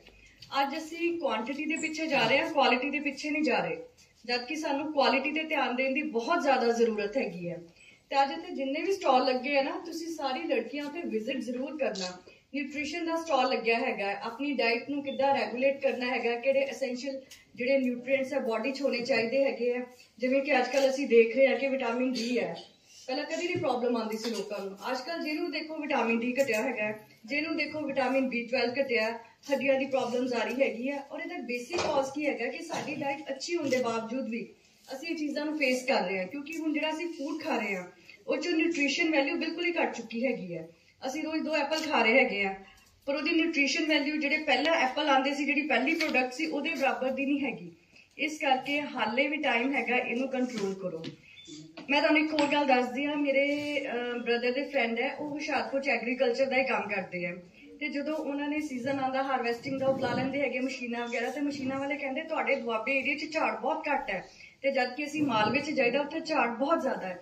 ਉਹਦਾ ਰੀਜ਼ਨ ਇਹ ਹੈ ਕਿ ਮਾਲਵੇ ਵਿੱਚ ਇੰਨਾ ਪੈਸਟੀਸਾਈਡ ਯੂਜ਼ ਹੋ ਰਿਹਾ ਕਿ ਉੱਥੇ ਦੀ ਜਿਹੜੀ ਹੈਗੀ ਕੈਂਸਰ ਬੈਲਟ ਬਣ ਚੁੱਕਾ ਹੈਗਾ ਉਹ ਏਰੀਆ। ਸੋ ਇਸ ਕਰਕੇ ਪੈਸਟੀਸਾਈਡ ਦਾ ਯੂਜ਼ ਲਿਮਿਟਿਡ ਕੀਤਾ ਜਾਵੇ। ਤੁਹਾਡੇ ਕਾਲਜ ਇੰਨੀਆਂ ਅੱਛੀਆਂ ਗੱਲਾਂ ਸਿਖਾਈਆਂ ਜਾਂਦੀਆਂ, ਐਜੂਕੇਸ਼ਨ ਦੇ ਪ੍ਰੋਗਰਾਮ ਕਰਾਏ ਜਾਂਦੇ, ਉਹਨੂੰ ਜ਼ਰੂਰ ਫੋਲੋ ਕਰੋ। ਕਿਉਂਕਿ ਮੈਨੂੰ ਯਾਦ ਹੈ ਜਦੋਂ ਅਸੀਂ ਕਾਲਜ ਸਕੂਲ 'ਚ ਪੜ੍ਹਦੇ ਸੀ, ਐਜੂਕੇਸ਼ਨ ਦੇ ਕੋਈ ਪ੍ਰੋਗਰਾਮ ਕਰਾਏ ਜਾਂਦੇ ਸੀ, ਅਸੀਂ ਉਹਨੂੰ ਬਹੁਤ ਧਿਆਨ ਨਾਲ ਸੁਣਦੇ ਸੀਗੇ। ਉਸ ਤੋਂ ਇਲਾਵਾ ਮੇਰੇ ਸਾਡੇ ਜਿਹੜੇ ਟੀਚਰ ਸੀਗੇ, ਉਹਨਾਂ ਨੇ ਸਾਨੂੰ ਇੱਕ ਵਾਰ ਵਾਟਰ ਤੇ ਲੈਕਚਰ ਦਿੱਤਾ ਸੀਗਾ। ਉਹ ਕਹਿੰਦੇ ਅਸੀਂ ਅੱਜ ਜਿਹੜਾ ਪਾਣੀ ਸਾਫ਼ ਪੀ ਰਹੇ ਹਾਂ, ਤੇ ਜਦੋਂ 1947 ਦੇ ਦੰਗੇ ਹੋਏ ਸੀ, ਲੋਕਾਂ ਨੂੰ ਸਾਫ਼ ਪਾਣੀ ਨਹੀਂ ਮਿਲਦਾ ਸੀ, ਚਲਿਆਂ 'ਚ ਜਿਹੜਾ ਗੰਦਾ ਪਾਣੀ ਸੀ ਉਹ ਪੀ ਕੇ ਗੁਜ਼ਾਰਾ ਕਰਦੇ ਸੀ। ਔਰ ਅੱਜ ਕੱਲ੍ਹ ਸਾਡੇ ਕੋਲ ਸਾਰੀ ਫੈਸਿਲਿਟੀਜ਼ ਹੈਗੀਆਂ। ਸੋ ਇਸ ਕਰਕੇ ਆਪਣੀ ਛੋਟੀ ਛੋਟੀ ਹੈਬਿਟਸ ਚੇਂਜ ਕਰਨ ਦੀ ਲੋੜ ਹੁੰਦੀ ਹੈ। ਛੋਟੀ ਛੋਟੀ ਚੀਜ਼ਾਂ, ਉਹਦੇ ਨਾਲ ਅਸੀਂ એનર્ਜੀ ਨੂੰ ਕੰਜ਼ਰਵ ਕਰ ਸਕਦੇ ਹਾਂ, ਵਾਟਰ ਨੂੰ ਸੇਵ ਕਰ ਸਕਦੇ ਹੈਗੇ ਆ, এনवायरमेंट ਨੂੰ ਸਾਫ਼ ਕਰ ਸਕਦੇ ਹਾਂ। ਥੋੜਾ ਜਿਹਾ ਸਾਨੂੰ ਆਪਣਾ ਕੰਫਰਟ ਲੈਵਲ ਛੱਡਣਾ ਹੀ ਪੈਂਦਾ ਹੈਗਾ। ਸੋ ਇਸ ਕਰਕੇ ਆਪਣੇ এনवायरमेंट ਨੂੰ ਸੇਵ ਕਰੋ। ਤੁਸੀਂ ਉਹ ਜਨਰੇਸ਼ਨ ਹੋ ਕਿ ਜਿਹੜੇ এনवायरमेंट ਸੇਵ ਕਰ ਸਕਦੇ ਹੈਗੇ ਹੋ, ਕਿਉਂਕਿ ਇਸ ਤੋਂ ਬਾਅਦ এনवायरमेंट ਨੂੰ ਸੇਵ ਕਰਨਾ ਬਹੁਤ ਹੀ ਮੁਸ਼ਕਿਲ ਹੋ ਜਾਏਗਾ। ਔਰ ਤੁਸੀਂ ਦੇਖ ਰਹੇ ਹੋ ਕਿ ਦਿੱਲੀ ਵਰਗੇ ਸ਼ਹਿਰਾਂ 'ਚ ਲੋਕਾਂ ਨੂੰ ਕਿੰਨੀ ਜ਼ਿਆਦਾ ਬਰੀਥਿੰਗ ਪ੍ਰੋਬਲਮ ਆ ਰਹੀ ਹੈਗੀ ਹੈ। ਬੱਚਿਆਂ ਨੂੰ ਅੱਜ ਕੱਲ੍ਹ ਐਸਥਮਾ ਹੋ ਰਿਹਾ, ਬੱਚੇ ਆਪਣੇ ਨਾਲ ਇਨਹੇਲਰ ਕੈਰੀ ਕਰ ਰਹੇ ਹੈਗੇ ਹੈ। ਛੋਟੇ ਛੋਟੇ ਬੱਚਿਆਂ ਨੂੰ ਇਨਸੂਲਿਨ ਦੇ ਇੰਜੈਕਸ਼ਨ ਲੱਗ ਰਹੇ ਹੈਗੇ ਹੈ। ਸੋ ਇਹ ਸਾਰੀਆਂ ਚੀਜ਼ਾਂ ਦਾ ਬੇਸਿਕ ਕਾਜ਼ ਕੀ ਹੈਗਾ ਕਿ ਸਾਫ਼ এনवायरमेंट ਨਹੀਂ ਹੈਗਾ ਔਰ ਅੱਛਾ ਫੂਡ ਨਹੀਂ ਹੈਗਾ। ਸੋ ਇਹਨਾਂ ਜਿਹੜੀਆਂ ਚੀਜ਼ਾਂ ਦੇ ਰਿਗਾਰਡਿੰਗ ਵੀ ਸਾਡੀ ਸੈਂਸਿਟੀਵਿਟੀ ਬਣਦੀ ਹੈ। ਅਸੀਂ ਥੋੜਾ ਜਿਹਾ ਆਪਣਾ ਫੋਨ ਤੋਂ, ਮੋਬਾਈਲ ਤੋਂ 1 ਘੰਟਾ ਟਾਈਮ ਘਟਾ ਦਈਏ, ਤੇ ਉਹੀ ਟਾਈਮ ਅਸੀਂ এনवायरमेंट ਨੂੰ ਦਈਏ, ਠੀਕ ਹੈ, ਆਪਣੇ ਆਸ-ਪਾਸ ਦੀ ਸਫਾਈ ਨੂੰ ਦਈਏ, ਤੇ ਉਹਦੇ ਨਾਲ ਸਾਡੀ ਲਾਈਫ ਦੀ ਕੁਆਲਿਟੀ ਬਹੁਤ ਜ਼ਿਆਦਾ ਇੰਪਰੂਵ ਹੋ ਸਕਦੀ ਹੈਗੀ ਹੈ। ਇਸ ਤੋਂ ਇਲਾਵਾ ਜਿਹੜਾ ਅੱਜ ਦੇ ਫੰਕਸ਼ਨ ਦਾ ਮੇਨ ਪਰਪਸ ਹੈਗਾ, ਉਹ ਸਾਡਾ ਹੈਗਾ legal awareness seminar. Legal awareness seminar national legal service institute ਨੇ ਸਟਾਰਟ ਕੀਤਾ ਹੈਗਾ, ਪੈਨ ਇੰਡੀਆ ਅਵੇਅਰਨੈਸ ਪ੍ਰੋਗਰਾਮ ਦੇ ਅੰਡਰ ਆਜ਼ਾਦੀ ਕਾ ਅੰਮ੍ਰਿਤ ਮਹੋਤਸਵ। ਇਹ ਜਿਹੜਾ ਪ੍ਰੋਗਰਾਮ ਸਟਾਰਟ ਹੋਇਆ 2 ਅਕਤੂਬਰ ਤੋਂ ਸਟਾਰਟ ਹੋਇਆ, ਤੇ 14 ਨਵੰਬਰ ਤੱਕ ਇਹਨੇ ਚੱਲਣਾ ਹੈਗਾ। ਕੱਲ੍ਹ ਇਹਦੀ ਐਂਡਿੰਗ ਹੈਗੀ ਹੈ। ਇਹਦਾ ਬੇਸਿਕ ਪਰਪਸ ਸੀਗਾ ਕਿ ਅਸੀਂ ਆਪਣੇ ਸ਼ਹਿਰ 'ਚ, ਪਿੰਡ 'ਚ ਹਰੇਕ ਲੋਕਾਂ ਨੂੰ ਉਹਨਾਂ ਦੇ ਲੀਗਲ ਰਾਈਟਸ ਬਾਰੇ ਅਵੇਅਰ ਕਰੀਏ। ਲੀਗਲ ਸਰਵਿਸ ਅਥਾਰਟੀ ਐਕਟ 1987 ਦੇ ਵਿੱਚ ਇੰਪਲੀਮੈਂਟ ਹੋਇਆ ਸੀਗਾ। ਉਹਦੇ ਵਿੱਚ ਕੁਝ ਕੈਟੇਗਰੀ ਦੇ ਲੋਕ ਹੈਗੇ ਆ ਕਿ ਜਿਨ੍ਹਾਂ ਨੂੰ ਅਸੀਂ ਫ੍ਰੀ ਲੀਗਲ ਏਡ ਦਿੰਦੇ ਹੈਗੇ ਆ। ਉਹਦਾ ਪਰਪਸ ਇਹ ਹੈ ਕਿ ਕਿਸੇ ਵੀ ਲੋਕਾਂ ਨੂੰ ਆਪਣੇ ਲੀਗਲ ਏਡ ਨਾ ਹੋਣ ਕਰਕੇ ਇਨਜਸਟਿਸ ਨਾ ਸਹਿਣਾ ਪਏ। ਇਹਦੇ ਵਿੱਚ ਪਹਿਲੀ ਕੈਟੇਗਰੀ ਆਉਂਦੀ ਹੈ ਕਿ ਉਹ ਪਰਸਨ ਜਿਹਦੀ ਸਾਲਾਨਾ ਆਮਦਨ 3 ਲੱਖ ਤੋਂ ਘੱਟ ਹੈਗੀ ਹੈ, ਅਸੀਂ ਉਹਨੂੰ ਫ੍ਰੀ ਲੀਗਲ ਏਡ ਦੇਵਾਂਗੇ। ਇਸ ਤੋਂ ਇਲਾਵਾ ਇਹਦੇ ਵਿੱਚ ਲੇਡੀਜ਼ ਆਉਂਦੀਆਂ ਹੈਗੀਆਂ, ਬੱਚੇ ਆਉਂਦੇ ਹੈਗੇ ਆ। ਹੁਣ ਜਿਸ ਤਰ੍ਹਾਂ ਤੁਸੀਂ ਦੇਖਦੇ ਹੋ ਕਈ ਬੱਚੇ ਜਿਹਨਾਂ ਨੂੰ ਅਸੀਂ ਕਹਿ ਦਿੰਦੇ ਹਾਂ children in conflict with law, basically juvenile, 18 years ਤੋਂ ਥੱਲੇ ਜੇ ਕੋਈ ਬੱਚਾ ਅਫੈਂਸ ਕਰਦਾ ਜੁਵੇਨਾਈਲ ਦੀ ਕੈਟੇਗਰੀ ਚ ਆਉਂਦਾ। ਤੇ ਕਈ ਵਾਰ ਅਸੀਂ ਦੇਖਦੇ ਹਾਂ ਕਿ ਬਹੁਤ ਸਾਰੇ ਜੁਵੇਨਾਈਲ ਜਿਹੜੇ ਹੈਗੇ ਆ ਉਹ ਬਹੁਤ ਹੀ ਪੂਅਰ ਫੈਮਿਲੀਜ਼ ਤੋਂ ਹੁੰਦੇ ਆ, ਬੱਚੇ ਹੁੰਦੇ ਆ, ਪ੍ਰੋਪਰ ਗਾਈਡੈਂਸ ਨਹੀਂ ਹੁੰਦੀ। ਅਸੀਂ ਉਹਨਾਂ ਨੂੰ ਵੀ ਫ੍ਰੀ ਲੀਗਲ ਏਡ ਦੇ ਰਹੇ ਹਾਂ, ਲੇਡੀਜ਼ ਨੂੰ ਦੇ ਰਹੇ ਹਾਂ, ਇੰਡਸਟਰੀਅਲ ਵਰਕਰਸ ਨੂੰ ਦੇ ਰਹੇ ਹੈਗੇ ਆ, ਮੈਂਟਲੀ ਚੈਲੰਜ ਲੋਕ ਹੁੰਦੇ ਆ, ਜਿਹੜੇ ਹੈਂਡੀਕੈਪ, ਫਿਜ਼ੀਕਲੀ ਹੈਂਡੀਕੈਪ ਲੋਕ ਹੈ, ਉਹਨਾਂ ਨੂੰ ਵੀ ਦਿੱਤੀ ਜਾ ਰਹੀ ਹੈ। ਇਸ ਤੋਂ ਇਲਾਵਾ ਜਿੱਥੇ ਕਈ ਵਾਰ ਕੁਦਰਤੀ ਆਫਤਾਵਾਂ ਆ ਜਾਂਦੀਆਂ ਹੈਗੀਆਂ, ਬਾੜ, ਭੂਕੰਪ, ਭੂਚਾਲ ਵਗੈਰਾ, ਉੱਥੇ ਲੋਕਾਂ ਦੀ ਡਿਸਪਲੇਸਮੈਂਟ ਹੋ ਜਾਂਦੀ ਹੈ, ਫਾਈਨੈਂਸ਼ੀਅਲ ਰਿਸੋਰਸਿਸ 'ਚ ਕਮੀ ਆ ਜਾਂਦੀ ਹੈਗੀ ਹੈ, ਅਸੀਂ ਉਹਨਾਂ ਨੂੰ ਵੀ ਫ੍ਰੀ ਲੀਗਲ ਏਡ ਦਿੰਦੇ ਹੈਗੇ ਆ। ਫ੍ਰੀ ਲੀਗਲ ਏਡ ਦੇ ਵਿੱਚ ਅਸੀਂ ਉਹਨਾਂ ਨੂੰ ਲਾਇਰ ਦੀ ਕੰਸਲਟੇਸ਼ਨ ਦਿੰਦੇ ਹੈਗੇ ਆ, ਔਰ ਜੇ ਐਪਰੋਪ੍ਰੀਏਟ ਹੋਵੇ ਤੇ ਅਸੀਂ ਉਹਨਾਂ ਨੂੰ ਲਾਇਰਸ ਦਿੰਦੇ ਆ, ਉਹਨਾਂ ਨੂੰ ਆਪਣਾ ਕੇਸ ਲੀਡ ਕਰਨ ਦੀ, ਜਿਹੜੇ ਕਿ ਉਹਨਾਂ ਦੇ ਕੇਸ ਦੀ ਡਰਾਫਟਿੰਗ ਕਰਦੇ ਹੈਗੇ ਆ, ਐਵੀਡੈਂਸ ਕਰਵਾਉਂਦੇ ਹੈਗੇ ਆ, ਆਰਗੂਮੈਂਟਸ ਕਰਦੇ ਆ, ਔਰ ਉਹਨਾਂ ਨੂੰ ਲੀਗਲੀ ਮਤਲਬ ਕਿ ਹਰੇਕ ਜਗ੍ਹਾ ਅਸਿਸਟ ਕਰਦੇ ਆ। ਇਸ ਤੋਂ ਇਲਾਵਾ ਅਸੀਂ ਲਾਇਰਸ ਦੀ ਫੀਸ, ਮਿਸਲੀਨੀਅਸ ਖਰਚੇ ਔਰ ਪਬਲੀਕੇਸ਼ਨ ਚਾਰजेस ਵਗੈਰਾ ਸਾਰਾ ਆਪਣੇ ਆਫਿਸ ਵੱਲੋਂ ਸਾਡੇ ਦਿੱਤਾ ਜਾਂਦਾ ਹੈਗਾ। ਗੁਰਦਾਸਪੁਰ ਡਿਸਟ੍ਰਿਕਟ ਵਿੱਚ ਜਿਹੜੇ ਆਪਣੇ ਸੈਸ਼ਨ ਜੱਜ ਸਾਹਿਬ ਹੈਗੇ ਆ, ਉਹ ਇਹਦੇ ਚੇਅਰਮੈਨ ਹੈ, ਤੇ CGM ਲੀਗਲ ਏਡ ਦੇ ਸੈਕਟਰੀ ਹੈਗੇ ਆ। ਔਰ ਸਾਡੇ ਕੋਲ ਪੈਨਲ ਐਡਵੋਕੇਟਸ ਹੈਗੇ ਆ, ਰਿਟੇਨਰ ਲਾਇਰਸ ਹੈਗੇ ਆ, ਮੀਡੀਏਟਰਸ ਹੈਗੇ ਆ, ਜਿਨ੍ਹਾਂ ਦੇ ਨਾਲ ਅਸੀਂ ਫ੍ਰੀ ਲੀਗਲ ਏਡ ਦੇ ਕੇ ਲੋਕਾਂ ਨੂੰ ਉਹਨਾਂ ਦੇ ਜਿਹੜੇ ਲੀਗਲ ਮੈਟਰਸ ਆ ਉਹਨਾਂ ਨੂੰ ਰਿਜ਼ੋਲਵ ਵੀ ਕਰਵਾਉਂਦੇ ਹੈਗੇ ਆ। ਇਹਦੇ ਵਿੱਚ ਇੱਕ ਸਾਡਾ ਫਾਰਮ ਹੁੰਦਾ ਹੈ, ਜੇ ਕਿਸੇ ਨੂੰ ਲੀਗਲ ਏਡ ਦੀ ਜ਼ਰੂਰਤ ਹੋਵੇ ਤੇ ਅਸੀਂ ਉਹ ਫਾਰਮ ਭਰਵਾਉਂਦੇ ਹਾਂ। ਉਸ ਤੋਂ ਇਲਾਵਾ ਉਹਨਾਂ ਨੂੰ ਉਹਨਾਂ ਦੇ ਜਿਸ ਤਰ੍ਹਾਂ ਦੀ ਲੋੜ ਹੋਏ, ਜੇ ਸਿਵਲ ਕੇਸਿਸ 'ਚ ਸਿਵਲ ਲਾਇਰ ਚਾਹੀਦਾ ਅਸੀਂ ਸਿਵਲ ਲਾਇਰ ਦਿੰਦੇ ਹਾਂ, criminal cases criminal specialisation lawyer ਦਿੰਦੇ ਹਾਂ, ਮੈਟਰੀਮੋਨੀਅਲ ਕੇਸਿਸ ਦੇ ਵਿੱਚ ਉਸ ਹਿਸਾਬ ਦੇ ਫੈਮਿਲੀ ਮੈਟਰਸ ਦਾ ਡੀਲ ਕਰਨ ਵਾਲੇ ਲਾਇਰਸ ਦਿੰਦੇ ਹੈਗੇ ਆ। ਇਹਦੇ ਵਿੱਚ ਹਰੇਕ ਤਰ੍ਹਾਂ ਦੇ civil cases, criminal cases, matrimonial cases, ਬੱਚਿਆਂ ਦੀ ਕਸਟਡੀ ਦੇ cases, appeal, review, writ, fundamental right ਦੇ ਨਾਲ ਰਿਲੇਟਿਡ ਜਿਹੜੇ ਵੀ ਕੇਸਿਸ ਹੈ ਅਸੀਂ ਸਾਰਿਆਂ ਵਿੱਚ ਐਡਵੋਕੇਟ ਦਿੰਦੇ ਹੈਗੇ ਆ। ਇਸ ਤੋਂ ਇਲਾਵਾ ਸਾਡੇ ਉੱਥੇ ਫਰੰਟ ਆਫਿਸ ਵੀ ਖੁੱਲ੍ਹਾ ਹੈਗਾ। ਫਰੰਟ ਆਫਿਸ 'ਚ ਕੋਈ ਵੀ ਪਰਸਨ ਆ ਕੇ ਲੀਗਲ ਰਾਏ ਲੈ ਸਕਦਾ ਹੈਗਾ, ਔਰ ਜੇ ਉਹ ਕਿਸੇ ਇਹਨਾਂ ਕੈਟੇਗਰੀਜ਼ ਫਾਲ ਕਰਦਾ ਤੇ ਅਸੀਂ ਉਹਨਾਂ ਨੂੰ ਫ੍ਰੀ ਲੀਗਲ ਕਾਉਂਸਲ ਵੀ ਦਿੰਦੇ ਹੈਗੇ ਆ। ਇਸ ਤੋਂ ਇਲਾਵਾ ਸਾਡੇ ਉੱਥੇ ਮੀਡੀਏਸ਼ਨ ਸੈਂਟਰ ਵੀ ਹੈਗਾ, ਜਿੱਥੇ ਅਸੀਂ ਟਰਾਈ ਕਰੀਦੀ ਹੈ ਕਿ ਲੋਕਾਂ ਦੇ ਜਿਸ ਤਰ੍ਹਾਂ ਚੈੱਕ ਦੇ ਕੇਸ ਹੁੰਦੇ ਆ ਜਾਂ ਫਿਰ ਜਿੱਦਾਂ ਬੱਚਿਆਂ ਦੀ ਕਸਟਡੀ ਦੇ ਕੇਸ ਹੈਗੇ ਆ, ਮੈਟਰੀਮੋਨੀਅਲ ਕੇਸਿਸ ਹੈਗੇ ਆ, ਉਹਦੇ ਵਿੱਚ ਪਾਰਟੀਜ਼ ਆਪਸ 'ਚ ਬੈਠ ਕੇ ਖੁਦ ਆਪਣਾ ਇੱਕ ਰਾਜੀਨਾਮਾ ਕਰ ਲੈਣ, ਤਾਂ ਕਿ ਉਹਦੇ ਨਾਲ ਉਹਨਾਂ ਦੇ ਟਾਈਮ ਦੀ ਵੀ ਬਚਤ ਹੁੰਦੀ ਹੈ, ਉਹਨਾਂ ਦੇ ਪੈਸੇ ਦੀ ਵੀ ਬਚਤ ਹੁੰਦੀ ਹੈ, ਉਹਨਾਂ ਦੇ ਐਫਰਟਸ ਦੀ ਵੀ ਬਚਤ ਹੁੰਦੀ ਹੈ। ਸੋ ਸਾਡਾ ਬੇਸਿਕ ਪਰਪਸ ਹੁੰਦਾ ਹੈ ਕਿ ਜਿਹੜੀ ਫੈਮਿਲੀ ਲਾਈਫ ਹੈ ਲੋਕਾਂ ਦੀ ਉਹ ਅੱਛੀ ਤਰ੍ਹਾਂ ਸੈਟਲ ਹੋ ਜਾਏ, ਮੀਡੀਏਸ਼ਨ ਵੀ ਕਰਵਾਈ ਜਾਂਦੀ ਇਸ ਕਰਕੇ। ਸੋ ਬੇਸਿਕਲੀ ਇਸ ਲੈਕਚਰ ਦਾ ਪਰਪਸ ਇਹ ਹੈ ਕਿ ਤੁਸੀਂ ਅਵੇਅਰ ਹੋਵੋ ਕਿ ਕੱਲ੍ਹ ਨੂੰ ਜੇ ਤੁਹਾਡੇ ਕਿਸੇ ਲੀਗਲ ਰਾਈਟ ਦੀ ਇਨਫ੍ਰਿੰਜਮੈਂਟ ਹੁੰਦੀ ਹੈ ਤੇ ਤੁਸੀਂ ਸਾਡੇ ਆਫਿਸ ਜਾ ਕੇ ਹੈਲਪ ਲੈ ਸਕਦੇ ਹੋ। ਤੇ ਸਾਡਾ ਆਫਿਸ ਹੈਗਾ room number 104 district court complex, first floor. So ਇਸ ਕਰਕੇ ਕਿਸੇ ਵੀ ਤਰ੍ਹਾਂ ਦੀ ਜੇ ਤੁਹਾਨੂੰ ਲੀਗਲ ਏਡ ਚਾਹੀਦੀ ਹੈਗੀ ਹੈ ਤੁਸੀਂ ਉੱਥੇ ਸਾਨੂੰ ਅਪਰੋਚ ਜ਼ਰੂਰ ਕਰੋ। ਅੱਜ ਕੱਲ੍ਹ ਜਿਸ ਤਰ੍ਹਾਂ ਕਈ ਲੜਕੀਆਂ ਨਾਲ ਈਵਟੀਜ਼ਿੰਗ ਹੁੰਦੀ ਹੈ ਜਾਂ ਕੋਈ ਹੋਰ ਪ੍ਰੋਬਲਮ ਆਉਂਦੀ ਹੈਗੀ ਹੈ ਜਾਂ ਕਈ ਵਾਰ ਘਰੇ ਨਹੀਂ ਦੱਸੀ ਜਾ ਸਕਦੀ, ਤੇ ਤੁਸੀਂ ਆਪਣੇ ਇੱਥੇ ਪ੍ਰਿੰਸੀਪਲ ਮੈਮ ਨਾਲ ਵੀ ਡਿਸਕਸ ਕਰ ਸਕਦੇ ਹੈਗੇ ਹੋ, ਇਹ ਸਾਨੂੰ ਤੁਹਾਨੂੰ ਰੈਫਰ ਕਰ ਸਕਦੇ ਹੋ। ਸੋ ਕੱਲ੍ਹ ਕੋਈ ਵੀ ਇਸ ਤਰ੍ਹਾਂ ਦੀ ਗੱਲ ਹੁੰਦੀ ਹੈ ਜਿੱਥੇ ਤੁਹਾਨੂੰ ਲੀਗਲ ਏਡ ਚਾਹੀਦੀ ਹੈ ਤੁਸੀਂ ਬੇਝਿਜਕ ਸਾਡੇ ਆਫਿਸ 'ਚ ਅਪਲਾਈ ਕਰ ਸਕਦੇ ਹੈਗੇ ਹੋ। ਸੋ ਬੇਸਿਕ ਇਹ ਲੈਕਚਰ ਦਾ ਪਰਪਸ ਅਵੇਅਰਨੈਸ ਹੈਗਾ, ਤੁਹਾਨੂੰ ਆਪਣੇ ਰਾਈਟ ਬਾਰੇ ਅਵੇਅਰਨੈਸ ਹੋਣੀ ਬਹੁਤ ਜ਼ਰੂਰੀ ਹੈਗੀ ਹੈ। ਇਸ ਤੋਂ ਇਲਾਵਾ ਮੈਂ ਤੁਹਾਨੂੰ ਇਹ ਕਹੂੰਗੀ ਕਿ ਤੁਸੀਂ ਸਾਰੇ ਬੱਚੇ ਬਹੁਤ ਅੱਛੇ ਇੰਸਟੀਚਿਊਟ 'ਚ ਪੜ੍ਹ ਰਹੇ ਹੈਗੇ ਹੋ, ਤੇ ਜਿਹੜਾ ਐਜੂਕੇਸ਼ਨ ਹੈ, ਐਜੂਕੇਸ਼ਨ ਲੈ ਕੇ ਆਪਣੇ ਪੈਰਾਂ 'ਤੇ ਖੜੇ ਹੋਣ ਵਰਗੀ ਕੋਈ ਰੀਸ ਨਹੀਂ ਹੈਗੀ। ਮੈਂ ਇੱਥੇ ਵੀ ਦੇਖਦੀ ਹੈਗੀ ਹਾਂ ਗੁਰਦਾਸਪੁਰ ਦੇ ਵਿੱਚ ਲੋਕਾਂ ਵਿੱਚ, ਖਾਸ ਕਰਕੇ ਲੜਕੀਆਂ ਵਿੱਚ ਐਜੂਕੇਸ਼ਨ ਦਾ ਰੁਝਾਨ ਬਹੁਤ ਘੱਟ ਹੈਗਾ। ਸਾਡੇ ਕੋਲ ਬਹੁਤ ਕੇਸਿਸ ਆਉਂਦੇ ਆ ਕਿ ਜਦੋਂ ਮੈਟਰੀਮੋਨੀਅਲ ਲਾਈਫ ਡਿਸਟਰਬ ਹੋ ਜਾਂਦੀ ਹੈ ਫਿਰ ਲੇਡੀਜ਼ ਕਹਿੰਦੇ ਆ ਕਿ ਸਾਡਾ ਹਸਬੈਂਡ ਸਾਨੂੰ ਖਰਚਾ ਨਹੀਂ ਦੇ ਰਿਹਾ, ਔਰ ਇਹੀ ਜੇ ਤੁਸੀਂ ਅੱਜ ਆਪਣੇ ਪੈਰਾਂ 'ਤੇ ਖੜੇ ਹੋ ਜੋ ਆਪਣਾ ਕਮਾਉਂਦੇ ਹੋਵੋ, ਰੱਬ ਨਾ ਕਰੇ ਕਿਸੇ ਨੂੰ ਇਸ ਤਰ੍ਹਾਂ ਦੀ ਲੋੜ ਪਵੇ, ਪਰ ਜੇ ਕਦੀ ਕਿਸੇ ਚੀਜ਼ ਦੀ ਲੋੜ ਪੈ ਜਾਂਦੀ ਹੈ ਤੇ ਤੁਸੀਂ ਸੈਲਫ ਸਫੀਸ਼ੀਐਂਟ ਹੋਵੋ, ਤੁਹਾਨੂੰ ਪੈਸਿਆਂ ਕਰਕੇ ਕਿਸੇ ਦੇ ਅੱਗੇ ਹੱਥ ਨਾ ਅੱਡਣੇ ਪੈਣ, ਮੁਹਤਾਜ ਨਾ ਹੋਣਾ ਪਵੇ। ਔਰ ਜੇ ਤੁਸੀਂ ਫਾਈਨੈਂਸ਼ੀਅਲੀ ਇੰਡੀਪੈਂਡੈਂਟ ਹੋਵੋਗੇ ਤੁਸੀਂ ਆਪਣੀ ਲਾਈਫ ਦੇ ਫੈਸਲੇ ਖੁਦ ਲੈ ਸਕਦੇ ਹੈਗੇ ਹੋ। ਸੋ ਇਸ ਕਰਕੇ ਤੁਹਾਡੀ ਫਾਈਨੈਂਸ਼ੀਅਲ ਇੰਡੀਪੈਂਡੈਂਸ ਲਈ ਔਰ ਤੁਹਾਡੀ ਵੈਲਬੀਇੰਗ ਲਈ, ਤੁਹਾਡੀ ਓਵਰਆਲ ਡਿਵੈਲਪਮੈਂਟ ਲਈ ਐਜੂਕੇਸ਼ਨ ਬਹੁਤ ਜ਼ਰੂਰੀ ਹੈ। ਤੇ ਹੁਣ ਜਿਸ ਤਰ੍ਹਾਂ ਤੁਹਾਡੇ ਪੇपर आ रहे हैं ਤੁਸੀਂ अपनी एजुकेशन पे भी कंसंट्रेट करो। All the best. हम इस समय पहुंच चुके हैं भवन पर और आप ये तस्वीरें जो देख रहे हैं भवन से, माता रानी के भवन पर जो नज़ारा देखने को मिल रहा है और पूरा जो सारे फॉरेन से जो फूल यहाँ पर जितनी भी डेकोरेशन की गई है सारे बाहर से विदेशों से ये फूल जो मंगवाए गए हैं और बहुत ज़्यादा संख्या में इस समय जो श्रद्धालु है माँ वैष्णो देवी दरबार में पहुँचे हुए हैं। और यहाँ पर एक सबसे जो मनमोहक दृश्य आप देख रहे हैं, ये पीछे जो तस्वीरें लगाई गई हैं यहाँ पर भगवान हनुमान जी की है, उसके बाद दुर्गा माता जी की, और इसके साथ साथ ही जो भक्तजन यहाँ पर पहुँच रहे हैं बहुत ज़्यादा उत्साहित हैं और साथ में फ़ोटो वगैरह भी खिंचवा रहे हैं। आप देख सकते हैं ये पीछे तस्वीरें, लगातार लोग जो यहाँ पर पहुँच रहे हैं पहले नवरात्रे के उपलक्ष्य में, और बहुत दूर दूर से श्रद्धालु यहाँ पर पहुँचे हैं। तो आइए कुछ श्रद्धालुओं से बात करते हैं, कहाँ से आए हैं और क्या मन में इनके। जी मैम, क्या नाम है आपका?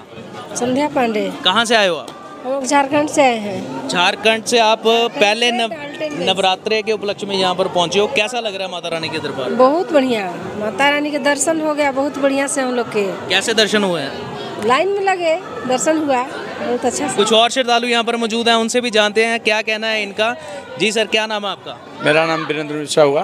कहाँ से हो आप? झारखंड से हैं। आप भी झारखंड से आए हो और क्या कहना चाहेंगे, नवरात्रे के पहले दिन आप यहाँ पर पहुँचे हो और कैसा लग रहा है आपको, और यहाँ पर जो प्रबंध किए गए हैं उसको क्या लेकर क्या कहना है आपको? यहाँ पर प्रबंध जो भी है बहुत अच्छा है और हम लोगों को श्रद्धा उल्लास के साथ जो जिस तरह से खुशी होनी चाहिए माँ का दर्शन हम लोग किए, और यहाँ के साजबाज में बहुत सुंदरता हम लोग को मिली और दिनों की अपेक्षा जो है माँ की दरबार जो है बहुत ढंग से सजी हुई थी। जी, कुछ और श्रद्धालु कुछ कहना चाहते हैं, इनसे भी जानते हैं क्या कहना है इनका।